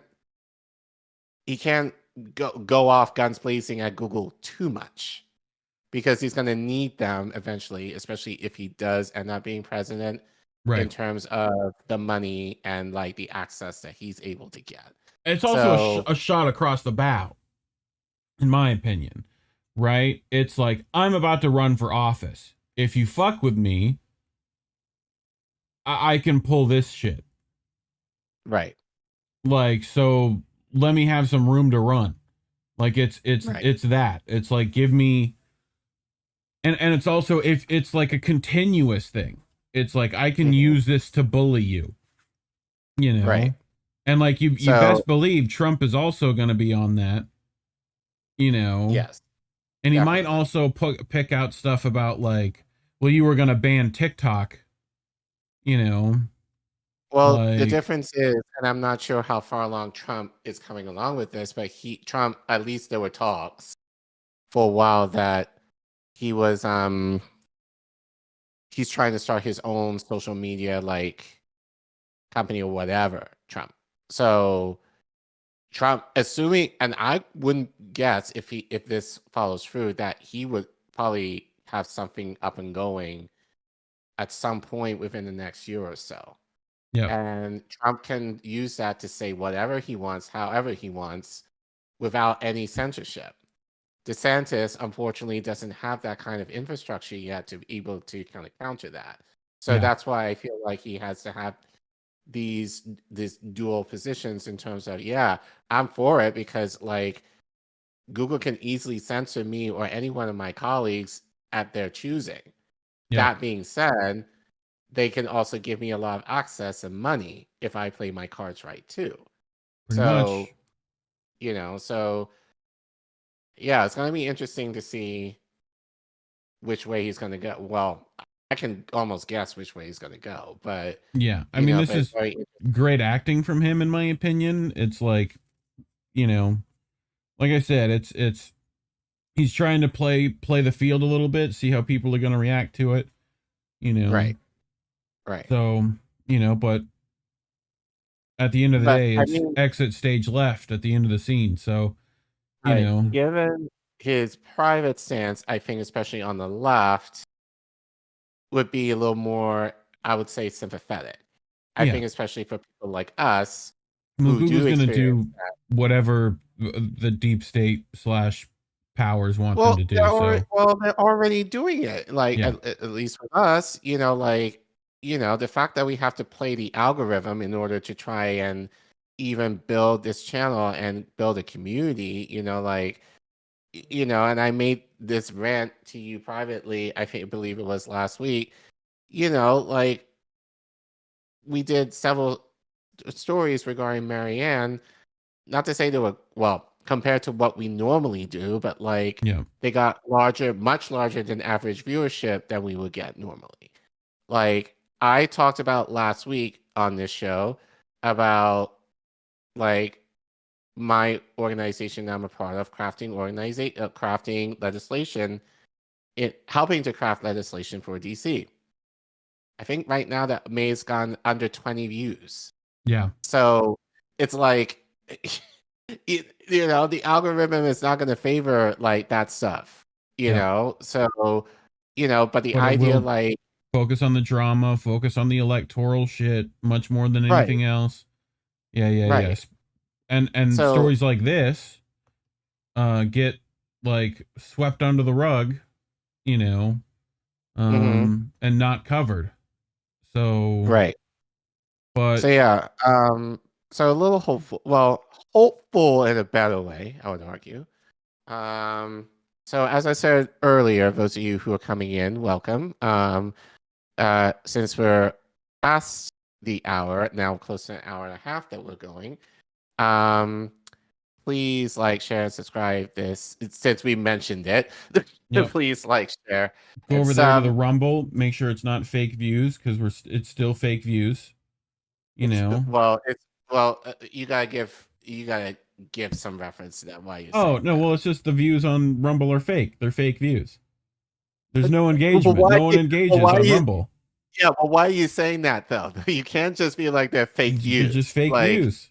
They're not real people. It tells me there's like 8 people watching. They aren't real people. They're not talking on Rumble. They're not leaving comments or likes on Rumble. This is what I'm saying. Prove me wrong. Prove me wrong. Do it. Reef is like BTS. Reef is saying this because we get way more views apparently on our streams on Rumble than we do here on YouTube. So like, a good stream for us, we would get like, I would say about 100 views for us after all is said and done on the stream is good for us. Like, yeah. And like on Rumble, it's like what? Yeah, Indy, I know you're on Rumble, Indy. I know. Yeah, of course. Indy, check on Rumble now and see how we're doing. It's him. It's him. He's the only real one there. I'm telling you. Like fake views. Anyway. You should clip that. Right? But it says I'm the only one watching right now. Lies. Like after this, when this video's up on Rumble, you're watching it after. You're one of the 800 that is. Leave a comment. Let me know you're real. Prove to me that you're there. Anyway, so you brought this article from. Where's this from? What's this? C. Courthouse. Okay. Yeah. Courthouse. So actually, you gave me this story. Actually. Okay. I think. Maybe. Yeah, Courthouse does pretty good short. They don't put a lot of extra on it. Yeah. There was one on Common Dreams too, but I chose this one because I think it gives a little bit more information than the Common Dreams article did. So yeah, and less opinion. Usually.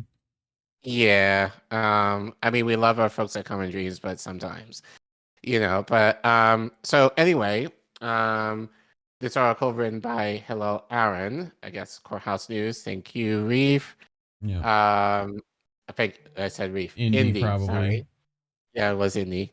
Who switched accounts 4 times in this. Anyway. Anyway, so Los Angeles braces for a 3-day public school shutdown. The district's 2 biggest unions, representing service workers and teachers, are set to begin a 3-day strike. So, okay, you know me, love strikes. Especially teacher strikes. Especially teacher strikes, trying to get them done in DC. But anyway, that's actually part of the reason why I was kind of mad today. Kind of over. I'll tell you after, but anyway, so Hello writes. Los Angeles Unified, the second largest school district in the nation, is bracing for a 3-day shutdown beginning yesterday, with its 2 biggest unions set to go on strike. District officials had hoped to avoid a walkout with last-minute negotiations, but LAUD's Superintendent Alberto Cajajo said at a press conference Monday afternoon that union leaders weren't willing to come to the table. I made myself available today, Cajajo said, hoping that in fact we would be able to have a conversation. For a whole host of reasons, some of which I don't even understand, we were never in the same room. We are never even in the same building. Wow. He added, tomorrow will be a difficult day. For whom, I wonder. SEIU Local 99 represents about 30,000 bus drivers, custodians, cafeteria workers, teaching assistants, security aides, and other service employees. The service workers are being joined by UTLA, which represents roughly 35,000 counselors, therapists, librarians, and nurses, as well as teachers, in a sympathy strike. What does that mean, you may ask? This strike is about respect for essential workers who have been treated as second-class workforce by LAUSD for far too long. SEIU Local 99 Executive Director Max Arias said in a statement last week. I'm actually going to get to that statement in a minute. But he continues, denying education staff livable wages and refusing to invest in our students has devastated our public schools and pushed inequality to perilous levels, said UTLA President Cecily Murat-Cruz in a statement last week. Until Superintendent Carvalho and the district cut the charades and come to the table with tangible proposals, we will continue our unified escalation. So basically, and this is what I was mentioning earlier, that this is slightly different. This is a solidarity protest strike. This is teachers mainly striking on behalf of service workers in the district who will work in connection with the district in terms of their service to children who get paid lower than livable wages in terms of doing their jobs. So Gotcha. So they're coming together, and plus teachers have some, tangibles that they want to. So they figured, you know what, let's work in solidarity and have a bigger strike. So I will read you Max Arias' statement. And actually, if you can zoom in, please, so I can read that. Yeah, I think we can just about. Very good. That's fine. SEIU's Local 99 members are leading a 3-day strike from March 21st to 23rd to protest the Los Angeles Unified School District's unfair labor practices. LAUSD has been misleading the public on why employees are striking. This strike is about respect for essential workers who have been treated as second-class workforce by LAUSD for far too long. During a year of contract negotiations with LAUSD, and most recently as workers voted to authorize a strike, they have been subjected to threats, harassment, surveillance, and interrogation about their participation in union activities. Dozens of unfair labor practices have been filed with the California Public Employment Relations Board against LAUSD's unlawful activity, with more pending. Workers have been interrogated about what they discuss in union meetings, threatened with termination if they participate in the strike, and have been demoted and forced to take a pay cut for their union activity. A member of the SEIU Local 99 bargaining team was also given a poor performance review for attending too many union meetings. In some of the most egregious cases, food service workers were locked in a cafeteria to prevent them from voting on a strike, and a special education assistant, 6 months pregnant at the time, was threatened with arrest and had police called into the school, where she was providing updates on contract negotiations to her fellow union members. These incidences have been bolstered by LAUSD Superintendent Alberto Carvalho's February 10th tweet characterizing union activities as a circus. If LAUSD is truly serious about negotiating, they must begin by addressing and recognizing the blatant harassments of workers who are exercising their legal right to demand improvements to their wages and work hours and increasing staff for the student services they provide. Yeah. Thoughts on that? I mean, of course. Like, yeah. To me, this is like basic. So they've been negotiating, they've gotten nothing. Like, now there's more consequences. Well, it's now more consequences, but I think now service workers are beginning to, and I should have checked, but they may not be unionized, but they're now looking to unionize, or at least connecting with teachers who are unionized, and that's posing a problem. Yeah.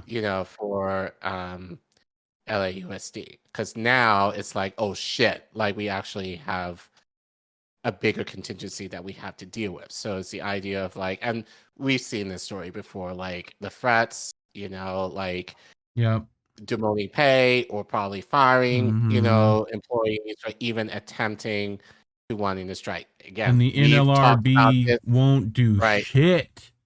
Right. And we talked about this with Amazon. I know you've talked about this with India and how you missed that for other Starbucks organizations. right now as well. So Like, yeah. So this is like tale as old as time in Mm-hmm. regarding labor. The So, tale but as old as time. You gotta respect my girl like that. You know what I'm saying? Angela Lansbury be out here. rest in peace. Rip. Yeah. So, but yeah. So those of you who watch our channel / show are very familiar with this kind of bullshit. So yeah, that's why they're striking. Again, it's solidarity. Teachers are showing solidarity to service workers, which I think is very cool, and needed, and a lesson to all of us of what we need to do in order to make, be in solidarity with different groups, especially in similar industries, in order to come together to get something in terms of power, But anyway, schools in Los Angeles do far more than just teach. Many function as public aid centers, providing food and childcare to thousands of low-income families, community schools. And so the impending walkout has sent the city government, as well as nonprofits and community groups, scrambling to fill the gap. The city's Parks and Recreation Department is offering programs for 1st through 5th grade kids at 30 different locations, though capacity is somewhat limited. Some of the district schools will be open for supervision, but few expect any real academic learning to take place. There are those who say that kids won't necessarily be hurt by this strike, Carvalho said Monday. For me, 1 day out of school is 1 day too many. 2 days of school is 2 days too many. Can you scroll down, please? Yes. 3 days is too much. Local 99 leaders have asked for the 30% raise for all of its members and additional increases for those with the lowest incomes. Carvalho said that the district's latest offer was a 23% raise with a 3% one-time bonus. That would take most employees to an hourly wage of more than $20, as well as above the minimum for the state and county. The district is also prepared to offer full-time health benefits to all SEIU members, even part-time employees, their families, a fairly generous perk. I mean, Medicare for all would be nice. This is something they give to like something that they can use occasionally to like bludgeon people with, But right. Carvalho has called that offer historic, and it suggested that it would be better than any school district in the country. I believe this strike could have been avoided, Carvalho said, but it could not be avoided without parties speaking to one another. The teachers union, meanwhile, is also seeking a raise. They're asking for 20% over the next 2 years. The district has offered a 5% raise per year, plus one-time bonuses of 4% and 5% for this year and next, respectively. Technically speaking, UTLA isn't actually going on the strike themselves, though most of its members will not be showing up to work in solidarity with the service employees. Unlike SEIU leaders, UTLA leaders are not at an impasse with LAUSD, and negotiations remain ongoing. Okay. Both unions have accused the district of waiting until the last minute to seriously negotiate. They say the district is sitting on $4.9 billion in reserves and can afford to be a little generous with its employees.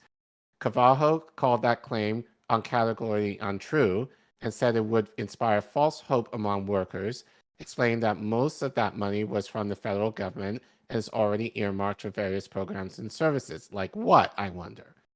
Though it currently boasts a budget surplus, LAUSD has stated that its long-term financial outlook is bad, thanks to a steadily declining enrollment, the product of a slowing.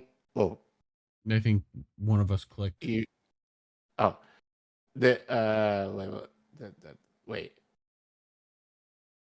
Went back, right? Wait.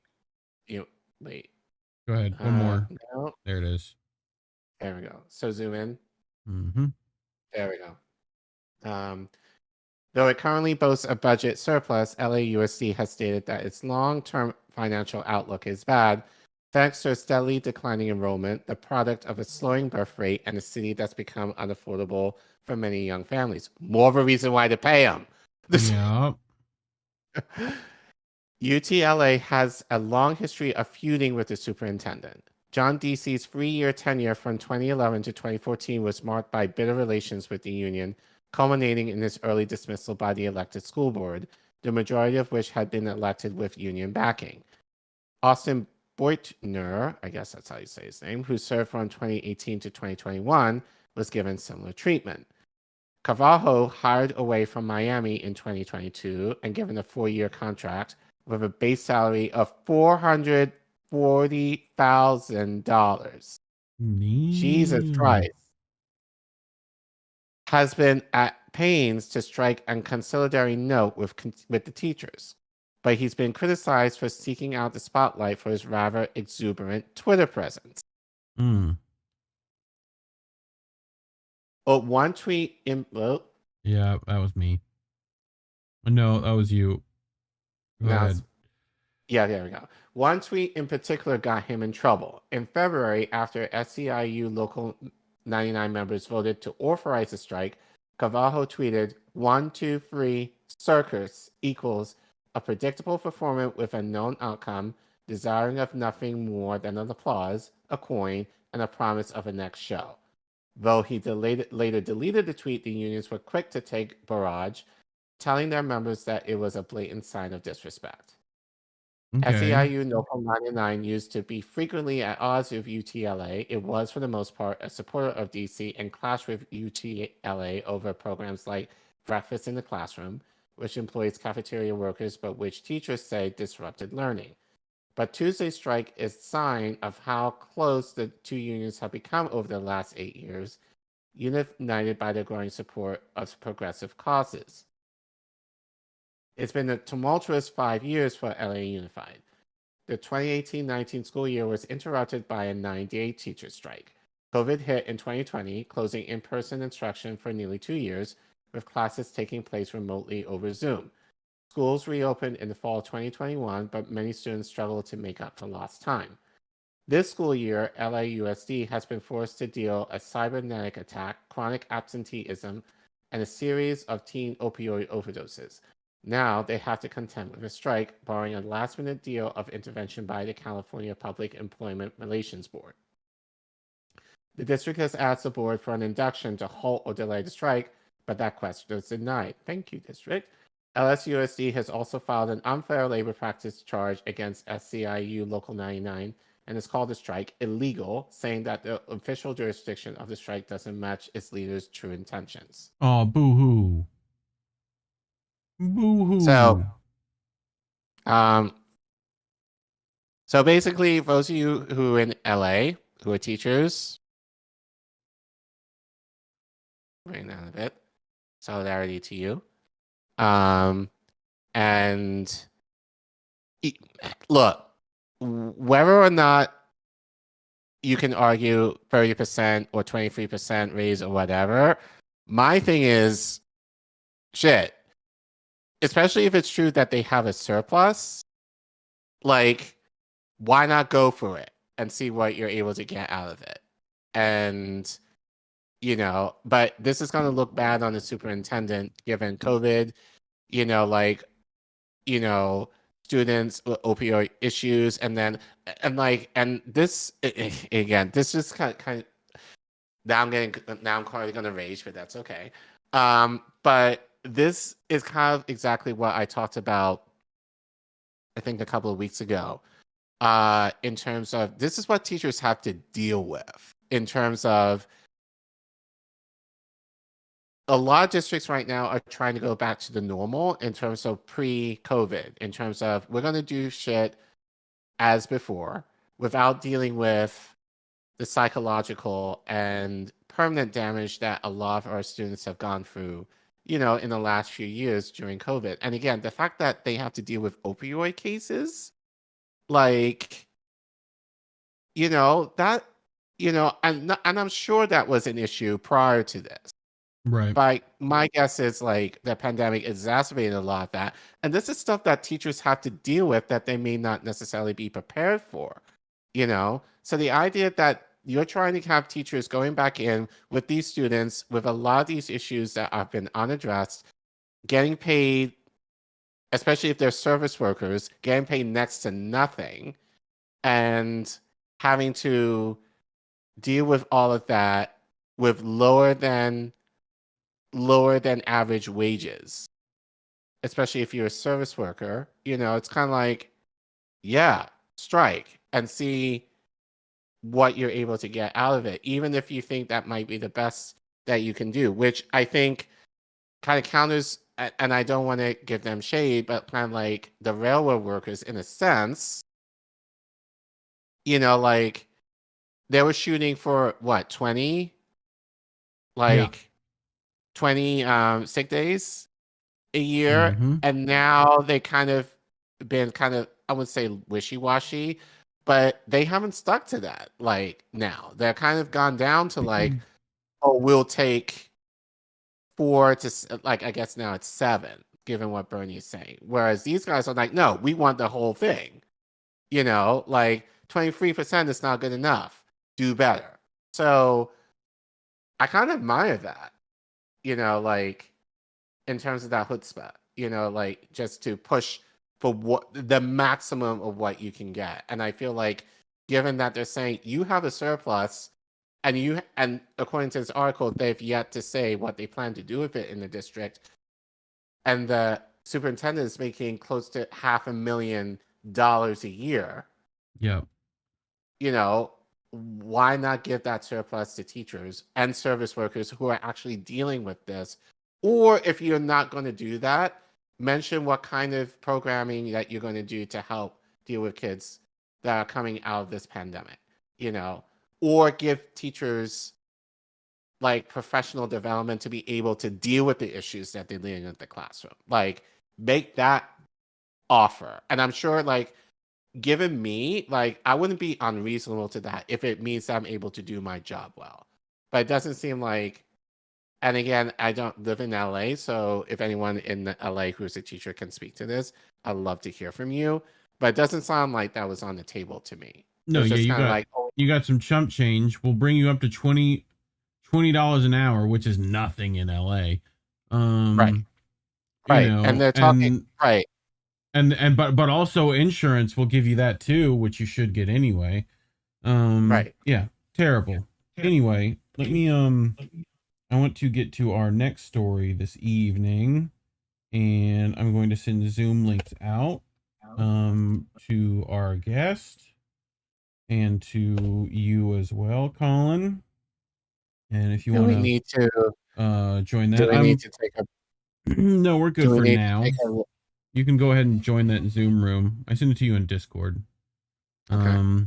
But stay in Discord for now. Okay. I have it up on another monitor, so we're good until I switch it over. But I can do this to the thing.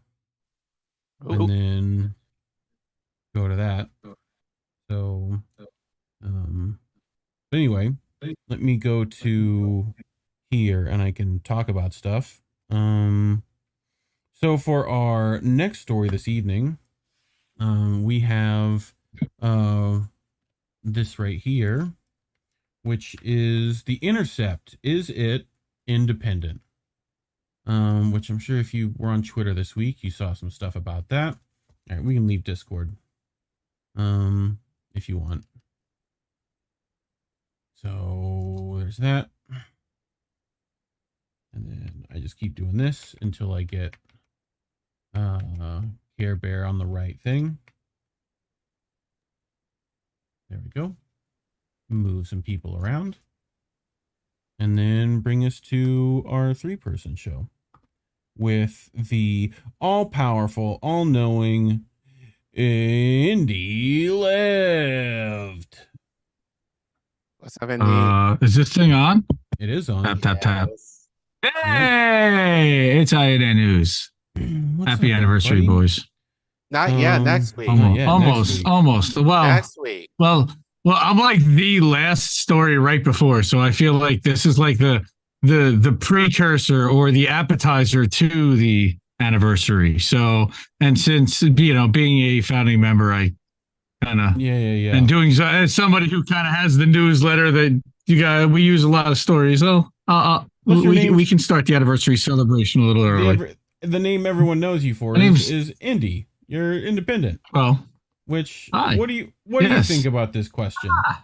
Come on, Lego head. Come on, man. You're also Gordon. Why are you Gordon? And why is Collin Indy?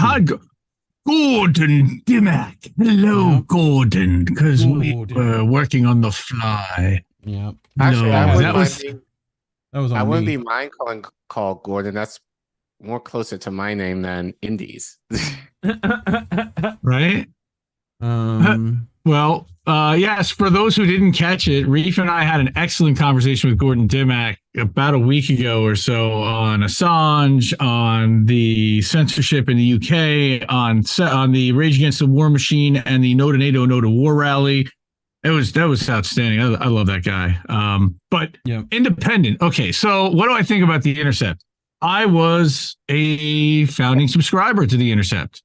I was a big fan of Jeremy Scahill. I was a big fan of Glenn Greenwald. Didn't really know Laura Poitras much, but certainly they were famous early on for, the were partnering and working. They were basically spun out of or spawned off of WikiLeaks. But they were Pierre Omidyar. We've since learned all about him, and we're going to talk about him in a little bit. So here's Ryan Grimm. So, who puts out this article, which isn't from him. It's from we'll get to it. I think I have that. The Intercept has appointed an inaugural CEO. We're announcing a new board of directors. We're going fully independent. It's a gamble, and we'll be relying on readers to support what we do. So, here it is. David Brallo. That's who it's from. They appointed CEO and announces new board of directors.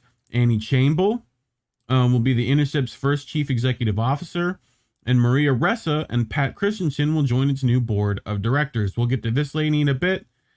But I have the article. Don't worry, I got some break points. We're gonna need them. Okay. So, the Intercept is pleased to announce that Annie Chamble will be its inaugural chief executive officer, and Nobel Prize-winning journalist Maria Ressa and Omidyar Group managing director Pat Christensen. So keep that in mind. He's Omidyar Group managing director. Okay. So we'll just hold that. We'll join its new board of directors. Annie's experience, talent, and unique skills make her the ideal leader for the Intercept as our organization enters its exciting new phase. She was previously the chief operating officer of the Center for Investigative Reporting, where she oversaw all businesses operations for the organization and served as interim CEO in 2021. Prior to serving as CER's COO, Annie focused on institutional fundraising and philanthropic partnership for CIR, significantly expanding the organization's foundation giving. Last year, Annie acted as a consultant for The Intercept and was instrumental in planning the organization's spin-out from First Look Media. Throughout that process, it quickly became clear to all of us that Annie's business acumen, knowledge of nonprofit journalism, and strong alignment with The Intercept's core investigative mission made her the right choice for the CEO job. God, you could lose those words for that. Just saying. Marie and Pat will play a crucial role in The Intercept's future development as the org continues to diversify its funding sources and support the brand of hard-hitting journalism that has made our newsroom one of the most impactful of the past 9 years. Through tenacious leadership, through moments of crisis, and dedication to serving vulnerable communities seamlessly aligns with our mission. It's truly a privilege to count on their counsel during the consequential phase in our org's life. Maria is the co-founder and CEO of Rappler, the Philippines' leading investigative news site. Her work has received multiple international awards, including the Golden Pin of Freedom and the Knight International Journalism Award. In 2021, she was awarded for the Nobel Peace Prize in recognition of her efforts to safeguard freedom of expression, quote unquote, which is a precondition for democracy and lasting peace, a globally recognized leader in independent journalism. Maria brings her expertise as a journalist and entrepreneur in digital media with a commitment to protesting press freedoms and breaking down disinformation campaigns. So, Buzzsaw coming into Buzzsaw. It's Aaron Mate. This really is news. The Intercept has appointed Maria Ressa to its board of directors. Ressa was also recently appointed chairperson at Move Democracy, a project for the National Endowment for Democracy, a U.S. government-funded intel front. Congrats to all. Mazel tov, if you will. You called this, I think, Indy. Right? I did in the morning. I said, well, let's watch for the NED or USAID funding. That was at about 10:50, and sure enough, 4:00 in the afternoon, we get the buzzsaw, and he finds it. Well, and I should have seen it right away, but Maria Ressa was actually she was like the chair of the NED. It's not just like they don't, look, they gave this woman a Nobel Prize. And we'll get to Pat later on, but Maria Ressa alone, Rappler, I've heard some good things. I've heard some things. I'm not really sure. But I know that Maria Ressa has smeared Julian Assange. I'm sure you're going to get to that, but yep. I said this morning, look for it, and buzzsaw. So yeah, here's Maria Ressa joins World Movement for Democracy as NED chairperson. And that article writes, the World Movement for Democracy at the National Endowment for Democracy has named Maria Ressa, co-founder and CEO of Rappler, Nobel Prize winner, chairman of the steering committee, leading the fight for media freedom in the Philippines. Rappler digital news organization received international acclaim for hard-hitting journalism or corruption. Where did we hear that? Just a second ago, we heard that from The Intercept. So someone copy and pasted this article.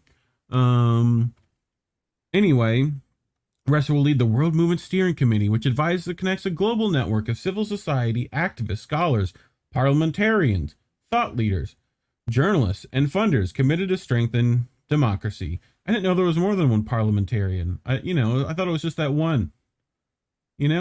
Just that one that causes problems. That parliamentarian. So here we go. People clap back at Ryan. Ryan, get out while you can. Every day from now on spent working for the NED is a fat 20 penny nail in the coffin of your credibility. Without leaving very publicly right now, both you and Jeremy are dead men walking with regards to your journalistic reputation. Peace. Anthony Sin replies, it's too late for that. He's traded credibility for financial stability a long time ago. Yeah. And the thing that, Jeremy Scahill, and he's apparently been back publishing, but I haven't been paying attention effectively since he published the Puff Piece interview with AOC after the 2020 election. And then he published a expose, quote unquote, on Biden that went right up until he was vice president. But it covered all of his congressional corruption, but nothing while he was actually serving. I don't know. So I've been checked out on Jeremy Scahill. It makes me sad to see what's happened to The Intercept, but they are aligned with Bellingcat. They're aligned with NED. They're aligned with USAID, and they're pushing State Department talking points. They have hacks like James Risen, that former CIA agent working there. They have a couple of good, quote unquote, good journalists that Glenn Greenwald still likes. Lee Fang, who's now a celebrity journalist on the left, to a point. They've got, I would not call, there are some people that would call Ryan Grimm a good journalist still, and he gets a story right once in a while when they allow him to. He's the Washington bureau chief. He's off doing his breaking points, and not a big fan of Ryan Grimm's, to be honest with you. Broken. He's done some good work in the past. Helping Tara Reid get her story out was certainly one of the highlights, and I think that he's been living off of that reputation for a long time. And I think that kind of, but the fact we need to start holding him a lot more accountable. Yeah. So, Mate, to my knowledge, The Intercept is the first major U.S. journalism outlet to have someone from a U.S. government-funded organization, a U.S. intel front at that, sitting on its board of directors. Truly a milestone in independent journalism. So, what a fitting candidate for The Intercept's board of directors, a U.S. government-tied journalist who trashes Julian Assange. So, Alan McLeod, friend of the show. By the way, here's Maria Ressa in the top pick, throwing Assange under the bus while accepting her Nobel Prize. Oops. Oopsies. Julian Assange's arrest. Do you think that that's good or bad for journalists? You know, I have a different view because I think that the Thank you, Alan McLeod. wholesale dumping of WikiLeaks actually isn't journalism. Okay. What? Huh? I'm sorry, did I not have the... Yep. Sifts through. No, you heard it. Knows when something is of value to national security and withholds until you can verify that it isn't. That people who should not be put in harm's way by that information are protected. So, which he did. This is blatantly saying that that's not what happened. Has changed the rules. Yep. And if we remember, it wasn't him that published it. It was who? Who forced Michael Lee from the Guardian, who put the key as his chapter, as the name of a chapter in his book. Like, and how we're caught in the middle. We're all still trying to use rules of the past to define new situations. And I think one of the things we have to do with technology, with social media in particular, is to grab exactly where we are and create new rules. These are different times. Different times. This is another quote-unquote progressive establishment narrative manager. She's Betsy Reed part 6. I mean, I don't even know what part she is at this point, but it's effectively the same person that keeps taking over and running this crap show that they call fierce adversarial journalism. I can't even get through it. Fierce adversarial journalism. We're fucked. You know. Yes, we are. So yeah, I actually ran a little poll today. If you can throw me up, I don't know if you have the ability to do that, but I can find. But here, I'm just gonna I'm just gonna turn off full bird here, and it should show. Yeah, I can screen 3. There you go. And do that. There you go. And I ran a poll, an impromptu and an anecdotal poll among my Twitter followers, and I have about 5,000. So this morning I put up a thing: is the Intercept compromised? And let's let the people decide. So we had 69 votes, more than 90%. Nice. Effectively agree with us and said, yeah, we think that they're pretty compromised. And the thing that really bothers me and has bothered a lot of people about this is how they are selling themselves as quote unquote independent. Yeah. Now, what bothers me about this, and we can go back now, is that there are a lot of independent channels that are not funded at all, has 0% funding from billionaires, has zero connection to billionaires or to very highly connected folks. NED, USAID, State Department, Nobel Prize winners, narrative managers for the establishment. That's what truly independent media to me is. And these guys, they can claim that they are. Now, the other thing is that they're saying that this billionaire, Pierre Omidyar, who used to apparently fund a large percentage of them through the First Look Foundation, that he wasn't the only one. And that's another question that we have is, are there other billionaires that are going to be involved? Because there was a guy. Go ahead. Indy, right on time. Pat is a managing director of the Omidyar Group and a senior advisor to philanthropists Pierre and Pam Omidyar. Deeply committed to learning innovation and impact, Pat's experience spans several decades addressing social and health issues in the United States and abroad. Previously, Pat served as president and CEO of Hope Lab, an organization focused on the development of copium and the use of technology to drive positive health outcomes among young people. Prior to Hope Lab, Pat led the San Francisco AIDS Foundation for 15 years. There she played a role in crafting the federal Ryan White CARE Act, which now provides more than $2.3 billion in AIDS funding annually. She also served as president of the Pangea Global AIDS Foundation, setting up AIDS clinics and planning an active role in global AIDS planning efforts, and helped steward construction of the Infectious Disease Institute at Makerere University in Kampala, Uganda, a state-of-the-art AIDS clinic research and training center. Indy, who was working on that AIDS stuff back then? There was a guy. That would be Fauci. That would be the guy. Fauci? That would be him. Him and Dr. Drew. Yeah, like literally. Dr. Drew's talked about this. Like helped Dennis Rodman and this. Like that's anyway. God. Yes. Okay, a little bit more. Marie and Pat's board appointments begin on April 1st. Annie will officially assume the role of CEO on May 1st. Roger Hodge will continue to lead the newsroom as editor-in-chief. Annie and Roger will report directly to the board of directors, ensuring that business and editorial are equal partners. On May 1st, I will resume my role as general counsel. So I wanted to really bring that sentence.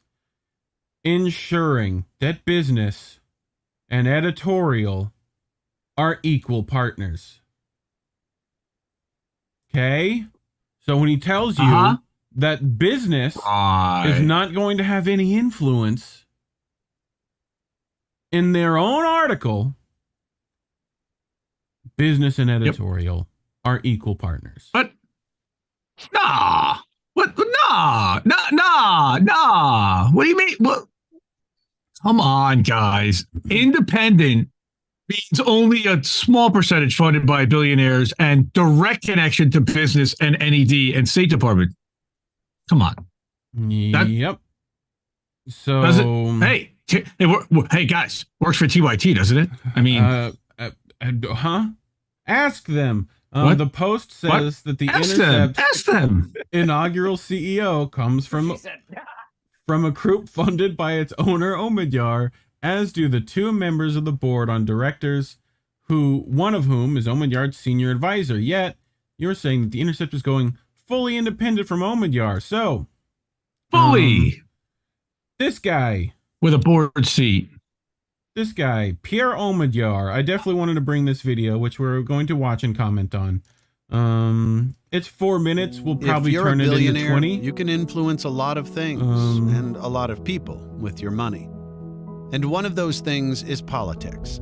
Money in politics concerns a lot of people on the left and the right, especially when billionaires' bucks flow through shadowy groups, some of them supposedly charitable organizations. You've probably heard of billionaires George Soros and Charles Koch. You know about Mark Zuckerberg, inventor of Facebook. And now meet Pierre Omidyar, founder of eBay and one of the biggest money men quietly using the charitable sector to fund his pet political causes. Part of the PayPal money. He's not the only one either. Yep. Isn't he a PayPal guy too? Okay. Founded eBay in 1995. He's the founder. He's the founder of eBay. Oh yeah, he's the skyrocketed to an estimated founder of PayPal. $6.6 billion. As Omidyar's wealth has increased, there's another so guy has his owns financial Twitter now. Support of some of the most extreme leftist political causes. Never heard some of of him. the things. Extreme leftist. Really? Really? Breaking points is extreme like. Seriously? What the fuck? Like. Fucking. Yeah. Omidyar has directly or indirectly funded include the so-called Media Democracy Fund, which aims to restrict free speech rights. The Center for claims to restrict free speech rights. Wasn't that the thing that the other lady was part of? Wasn't that the thing? Okay. Secure and Modern Elections, a pop-up that helped Mark Zuckerberg funnel $350 million into local election offices, effectively privatizing the 2020 election. The 2020 Census Project, likely part of the left's strategy to boost 2020 census data for blue states. and the Trusted Elections Fund, spawned to counter supposed Republican post-election day violence and silence disputes regarding election results after a Biden victory. Omidyar takes advantage of the uniquely American charitable sector that grants tax exemption to nonprofits. While charities were arguably never meant to fund politics outright, Omidyar and other leftist moneymen have been using the sector to do just that, and their investment has had serious consequences. The Omidyar Nexus Serious is Capital consequences. Research Center's name for the roughly half-dozen groups Omidyar funds and leads in the San Francisco Bay Area. These groups include nonprofits that poured out over $1.2 billion between 2004 and 2020, most of it over the past few election cycles. Much of Omidyar's funding has gone to the concept of reimagining capitalism. The goal is to rebalance. Where have we heard that before, Colin? Where Yes. have we heard that before? Yes. Yes. What is You it? did a The story on this. yes, the Oh, Hall of God. Inclusive. What is it? The Yes. Hall Yes. of Inclusive That was- Capitalism. Yeah, that was one of our first streams. Yeah, And I was yeah, yeah, I was so confused by it. You were like, "What is this? Why is the Pope here?" Right. Like, yep. Go back and find that. I forget what is it. Yeah. Isn't the organization for something like that? It was like Something. it's like the WEF rebranded itself to that. Yeah.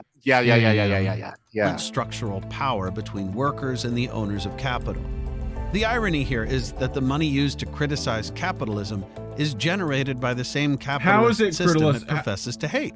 Omidyar Network It wants to LLC. reimagine it. Sorry. If you're a Oh. billionaire, you can local election offices, likely parts, Republican Like- post-election day election exemption to Oh, nonprofits. goodness gracious. Omidyar and other leftist moneymen have been Like using funding the sector Maidan to do coup? just What? that. Oh, I And didn't their say that. investment has Allegedly. had serious consequences. That's the other PayPal guy.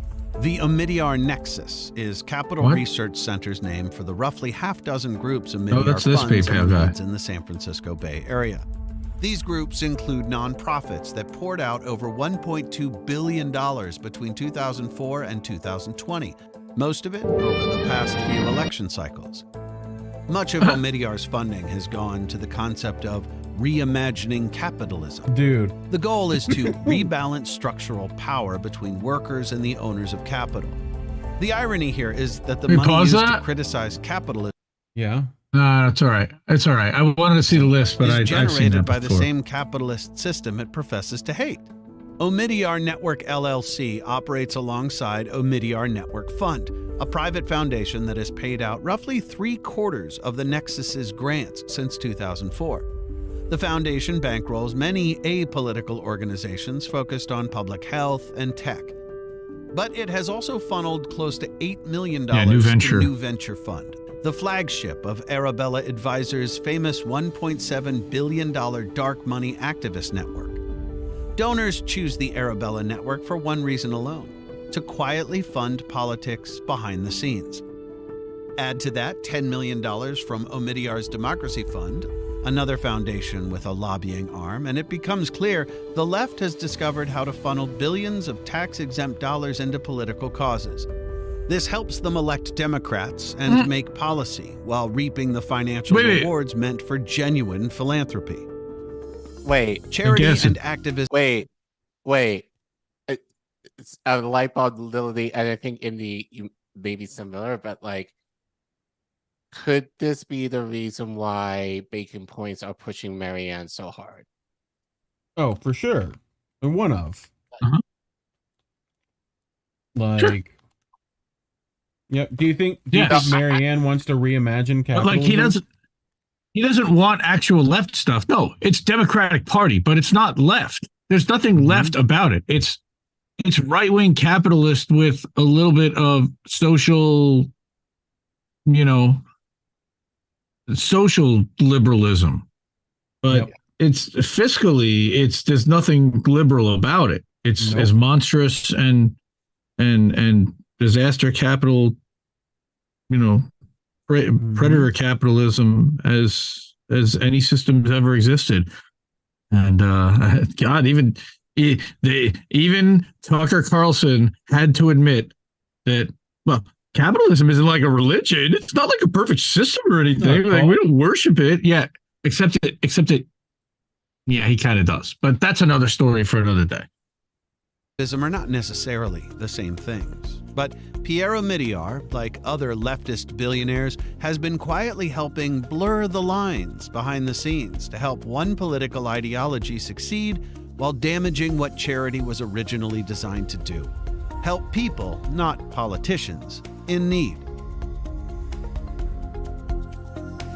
Oh, give me a break. What? Yep. Okay, yes, no, he's exploiting charity is what they're saying, but this is from like one of the Capital Research Institute. It's literally like the guys that are rock hard for capitalism, and they're calling this guy an anti-capitalist, a fucking billionaire that's built like 9 companies. That he's a capitalist, but he's an anti-capitalist. Like, okay. All right, guys. This is like selling that Joe Biden is a communist. I mean, this is the same kind of clownishness. You know, I mean, I just want you to have a feeling for how Republicans try to use this as well. It's interesting. You know, it's clownish. It can be. So pretty impressive how many scam neocon disinformation projects the Intercept owner Pierre Omidyar is behind. The source for AP Russiagate propaganda is Reset, a London-based nonprofit that studies social media impact on democracy. Reset is funded by Omidyar. Here's the AP. Now, what this is, accounts try to steer America's online conversation about last month's train derailment in Ohio, right? That shit, which we've covered recently. Yeah. So, like this weekend, we covered East Palestine, and we talked to the United for East Palestine people. So that we don't lose our creative director, I have to give homage for a second. And what Greg did, throw me back up there. Okay. Greg went at Ryan Grimm when he first published this too. And Ryan published this arrogant, stupid tweet about how we're not really billionaire funded. You can miss us with the billionaire funded because significantly less and declining as we've ramped up our reader contributions. Obnoxious and lying. So Greg says you can miss us with the billionaire funded thing, though technically it's still true. And right, do people understand the difference between getting 10% and 100% of the funding from? So wait a minute. I have most of he just admitted okay, guys. Yeah. He just admitted right there that 100% of the funding for the Intercept was coming from a billionaire. So hello, they've been claiming that they've been independent for years, including while they've been owned by the First Look Foundation, that they've been user funded. And remember, they did this big fundraiser drive last year, help us stay independent. Okay, but beyond that, wait, you don't even know if it's 5 to 10%. I mean, Greg's got him here. All right, but here's my favorite one: Ryan Grimm, professional gaslighter. Amen, bro. Amen. I mean, this one should have gone super viral. I liked it. And he's got to gaslight further because he's a professional gaslighter. So he did. And by the way, Ryan, check the ratio. It's literally 26 likes. Nobody liked your tweet. Nobody in the entire world liked your tweet, bro. Okay. So thank you. Continue. Here's Glenn Greenwald with a bit about this disinformation fraud system from Omidyar. Industry called the anti-disinformation industry, in which all sorts of groups emerge with benign sounding names, almost always funded by the same small set of liberal billionaires like George Soros and Pierre Omidyar, or by the U.S. security state and Western security intelligence agencies that purport to be able to identify online what is and is not disinformation, claiming that they employ This guy, in case people were wondering, worked where at one point? Isn't this the guy? Greenwald? Yes. He founded the Intercept with Pierre on Pierre's dime. I mean, originally it was supposed to be that Pierre was looking to make sure that independent journalism had a voice and that, leaks were able to happen outside of freedom from being, from worrying about your job. And that's why he started. And, it was Greenwald and Scahill and Laura Poitras, the three of them. Mm-hmm. Basically, they couldn't be fired. Yep. But he ended up leaving because they silenced him on other stuff. So experts who are trained in that field, even though it's a completely fraudulent field of discipline. There is no such thing as an apolitical disinformation expert. And yet every time one of these groups emerge, it feeds to the media whatever little report it has about who is spreading disinformation and who are pro-Russian accounts.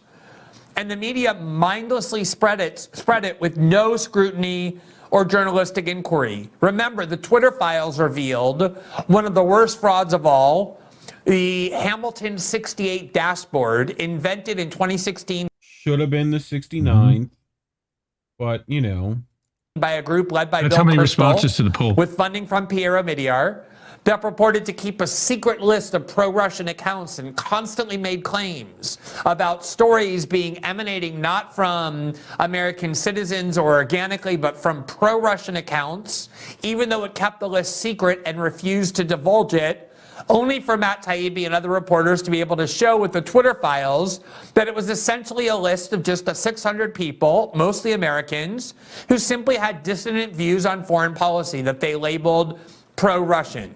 Here we have yet another group that emerged to produce this extraordinary headline in AP just from yesterday, quote, pro-Moscow voices try to steer Ohio train disaster debate. And it's an article that just simply passed along uncritically the claims of this brand new group with almost no journalistic questioning. Quote, soon after a train derailed and spilled toxic chemicals in Ohio last month, anonymous pro-Russian accounts started spreading misleading claims and anti-American propaganda about it on Twitter, using Elon Musk's new verification system to expand their reach while creating the illusion of credibility. The accounts, which parroted Kremlin talking points on myriad topics, claimed without evidence that authorities in Ohio were lying about the true impact of the chemical spill.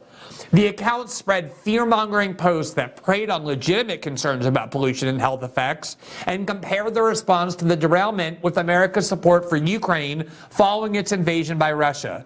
The accounts identified by Reset's researchers, Reset is this brand new group no one has ever heard of, that the AP just takes this report from and uncritically publishes, received an extra boost from Twitter itself in the form of blue check marks. Before Musk purchased Twitter last year, its check marks denoted accounts run by verified users, often public figures, celebrities, or journalists. It was seen as a mark of authenticity on a platform known for bots and spam accounts.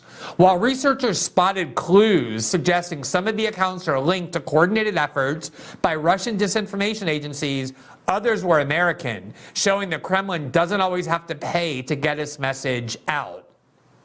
So if you are somebody reading about concerns about the train derailment and explosion in East Palestine and the botched response from the Biden administration and the Department of Transportation led by Pete Buttigieg, you were apparently joining in a Kremlin disinformation campaign and not, as you thought, criticizing your own government over what ought to have been the concerns of everybody, which were the health risks to the people of that community. Now suddenly we're to believe that this came from pro-Russian Twitter accounts. And it wasn't just AP that mindlessly and uncritically spread it. So too did all sorts of people with the HR title of journalist and corporate media. Here, for example, we see unsurprisingly, the tweet from the now fired CNN host Brian Stelter.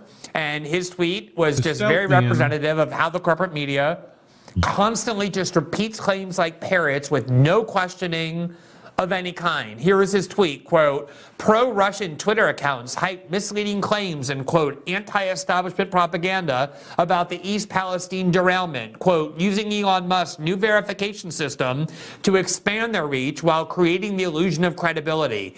David Klepper reports. By reports, he means took this new report from the Omidyar-funded group and just wrote up the press release, and that was the end of the story. In response to Brian Stelter's tweet, I asked him a set of questions that, of course, he ignored. that to me were just very obvious are the questions that if somebody tried to give me a report like that, I would immediately ask. There you see my response, quote, which are the pro-Russian accounts? Who determines who is, quote, pro-Russia? How was that determination made? Do any of these questions enter your head even for a second before you just uncritically pass along claims like these? Yeah, Glenn. Now, even just a small amount of research reveals who it is who funds this group, and we'll get to that in a second, but we emailed this group, Reset, to ask exactly those questions. If we can put this on the screen, here was the email where, in order to do this reporting, we asked, quote, number one, where is the list of pro-Russian accounts? In other words, if you're claiming that this came from pro-Russian accounts, who are these pro-Russian accounts? Number two, how is this determination made? How do you decide who is pro-Russian and not? Is opposition to the U.S. proxy war in Ukraine sufficient to become, quote, pro-Russian? Who knows? It's a secret list and a secret formula. Number three, has anyone reviewed the list to verify its accuracy? And number four, please provide a few sample names of those who are on it. You could tell by a couple of the quotes mentioned in the AP article which anonymous or pseudonym accounts were included on the list, but it was very difficult to understand why those accounts were listed as pro-Russian. But how can you call yourself a journalist if all you do is take a list or a claim from a new group that just pops up without mentioning who their funding is, and has a secret list of pro-Russian groups it refuses to divulge, and then create headlines that stories that are actually coming from real Americans are instead being pushed by the Kremlin? Here, right on their funding page. Is that proprietary? Is that what they're claiming? Mm-hmm. You can see that it's yet another group, like so many of these groups, funded by the eBay billionaire Pierre Omidyar, who, full disclosure, also funded the Intercept when I was there. You see it says that the group, this new group, Reset, it's a nonprofit, and their founding funders are Luminite and the Sandor Foundation. Luminite is a global philanthropic organization that funds and supports nonprofit and for-profit organizations and advocates for the policies and actions that helps build stronger societies. It was founded by the Omidyar Group, a diverse collection of companies, organizations, and initiatives established by Pierre Omidyar, the founder of eBay, and his wife Pam. Reset is a program of Luminite Projects Limited that is a UK limited company owned by Luminite, founded by the Omidyar Group, a US-based philanthropic network. Over and over and over, this is exactly what we have, which is these shady groups that appear claiming to have secret lists like Joe McCarthy had of people they claim are promoting pro-Russian propaganda. No one can see those lists. No one has any idea how this determination was made or who is making these assessments. And the media just creates uncritical headlines based on them. This story is now a Kremlin organization, a Kremlin plot. This story is being pushed by pro-Russian accounts. This is what happened after 2016. When Democrats realized they lost the election and decided to blame not themselves, but among other things, a free internet, and decided to fund this whole scam industry that now calls any dissent from their orthodoxy disinformation and blames any stories they dislike, such as criticizing the Biden administration for its failure to respond to this train disaster in an appropriate way, as coming from pro-Russian accounts in order to demean it. It's an incredibly transparent tactic. It's incredibly shady, and yet it's one that the corporate media, as always, falls for because they want to. There's zero journalistic questioning about any of this, and Reset, of course, fails to provide the most basic answers to the most basic questions, ones that should have been asked by AP before publishing that story. Yeah. Yep. So, and just to be clear, that same Omidyar funded what coup? Helped. Right on. Oh, where's that at? A little place that we dumped $100 billion and $150 billion into called the Ukraine, right? In 2014. He's been involved there for a long time. And a company he funds gets to dictate what is and isn't Russian disinformation? That Brian still okay. Well, he would say that he's not involved and that he's got a layer of protection or whatever it is. But just It's like with he the won't have any Intercept, he's not going to be influence at the involved. right? Yeah, Right. he was not going to. Right, but he's going to have a board. He's going to have a board member. All right, and the general counsel is going to be loyal to him, and he's got Maria Ressa in there, who aligns talking points wise with him. Yeah, but no, they're just going to be. It's fine. So- It's totally independent, guys. Totally independent. At Pyragon on Twitter, I don't know if I'd call having a senior advisor to Omidyar on the board being fully independent. Ryan Grimm I wrote responds, that one. that's fair. Thought I wouldn't call that dependent either. Omidyar will probably represent less than 10% of giving after that drawdown, except business 10% and... of what? 6 What about the billion? 10%? Is What about the 10%? What about the 10? What about the 10%? What about it, huh? 10%. Their 10%. By the way, the 10% we're talking about there is about $2.5 million. Their operating budget annually is about $25 million for the Intercept, as far as I remember from First Look's disclosures when they were with First Look Media. Of course, So Collin would 10%. recognize 10%. He'd be like, "Oh yeah, what about What that about the 10%? 10%? What Oh, about yeah. it?" Collin knows what 10%. Yep. Interesting. Did ignore the board member connection comment though. In the nonprofit world, if you give more than a small amount to an organization, so again, Omidyar using nonprofits again, like he does everywhere, usually comes with a board. Sounds like a seat. guy named Bill. Seems like a guy named Bill. No exception Very similar here. model. The board has zero role in editorial, except editorial and business are on equal footing. But that's That not was the board. That's last the sen- business. That was the last.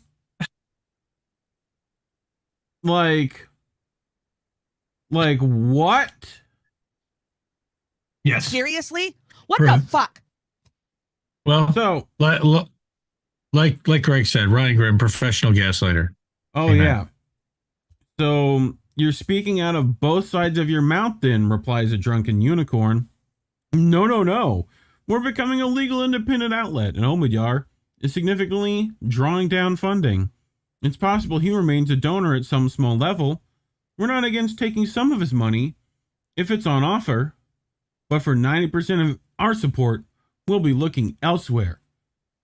Except you don't know how much support you're gonna get. You can guess. But like if the coffers are looking a little low, Right. we'll take some Honestly, more Like, who is giving money? Like normal people. Who's giving to the Intercept? independent from what words have meaning. So Well, they were getting money from their subscribers. I believe it was like $60, somewhere to between $60 and $100 a year, or a few bucks a month.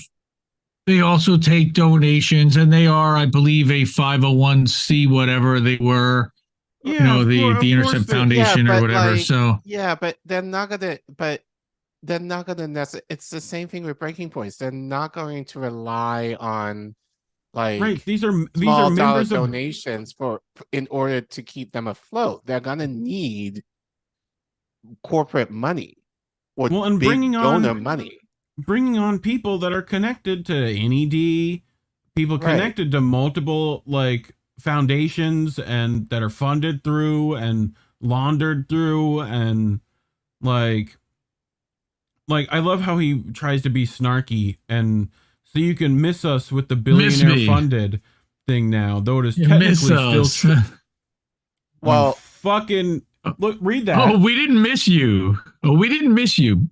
With the billionaire funded thing now, though it is basically still true. That's still true. You Like, got buzzsaw, bro. bro, still fucking, still Miss us. Right, you circle it. Miss us, still true. Miss us, still true. Okay, we got to move on, God. please. My blood pressure is going up. Come on. We were founded in 2013 as a 100% omitted your-backed outlet. That has come down significantly and will draw down to under 10% or maybe even 0. Until then, he'll have a rep on the board. A 180-degree turn would be impossible. It's a process, and one I assume you support. Who is he replying to? Jimmy Dore. Jimmy Dore. What percentage is coming from Omidyar? That remains to be seen. I think it would be nice if he stays at 5 to 10% long term.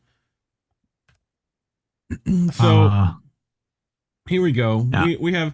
We have new character enters the RBN.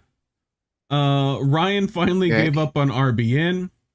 He tried and tried, but finally realized RBN ain't buying his ruling class garbage. This is the tweet that got us blocked by Ryan Grimm. The PMCs that protect the progressive democratic narrative hate RBN so much. Mwah, ha ha ha ha ha ha ha. And he's retweeting Aaron's. Ryan Grimm continues his lies for the ruling class. Talking about Omidyar stuff. So calling him out for blocking us got him to unblock us. Notice it shows we don't follow each other. That's what happens when you follow someone, then block them, then unblock them. So well, yep. Anyway, the Intercept sucks. Okay, I'm gonna say it. I'm gonna say it loud. Moral of the story. Fuck the Intercept. The Intercept sucks. Reality Winner, they fuck over whistleblowers. Ask Misty about Reality Winner. She'll talk your head off about how they fucked over Reality Winner. Where are the Snowden archives? Thanks, Pierre. Just decided to shut them down. These guys suck. All right? Can I be any stronger? Ryan Grimm, your organization sucks. I'm done. And by association, Breaking Points, who are also funded by Omidyar, also sucks. And everyone within that, and also within that partially. I don't even know how much they're funded by Omidyar. I know that 5-10%. What's his name?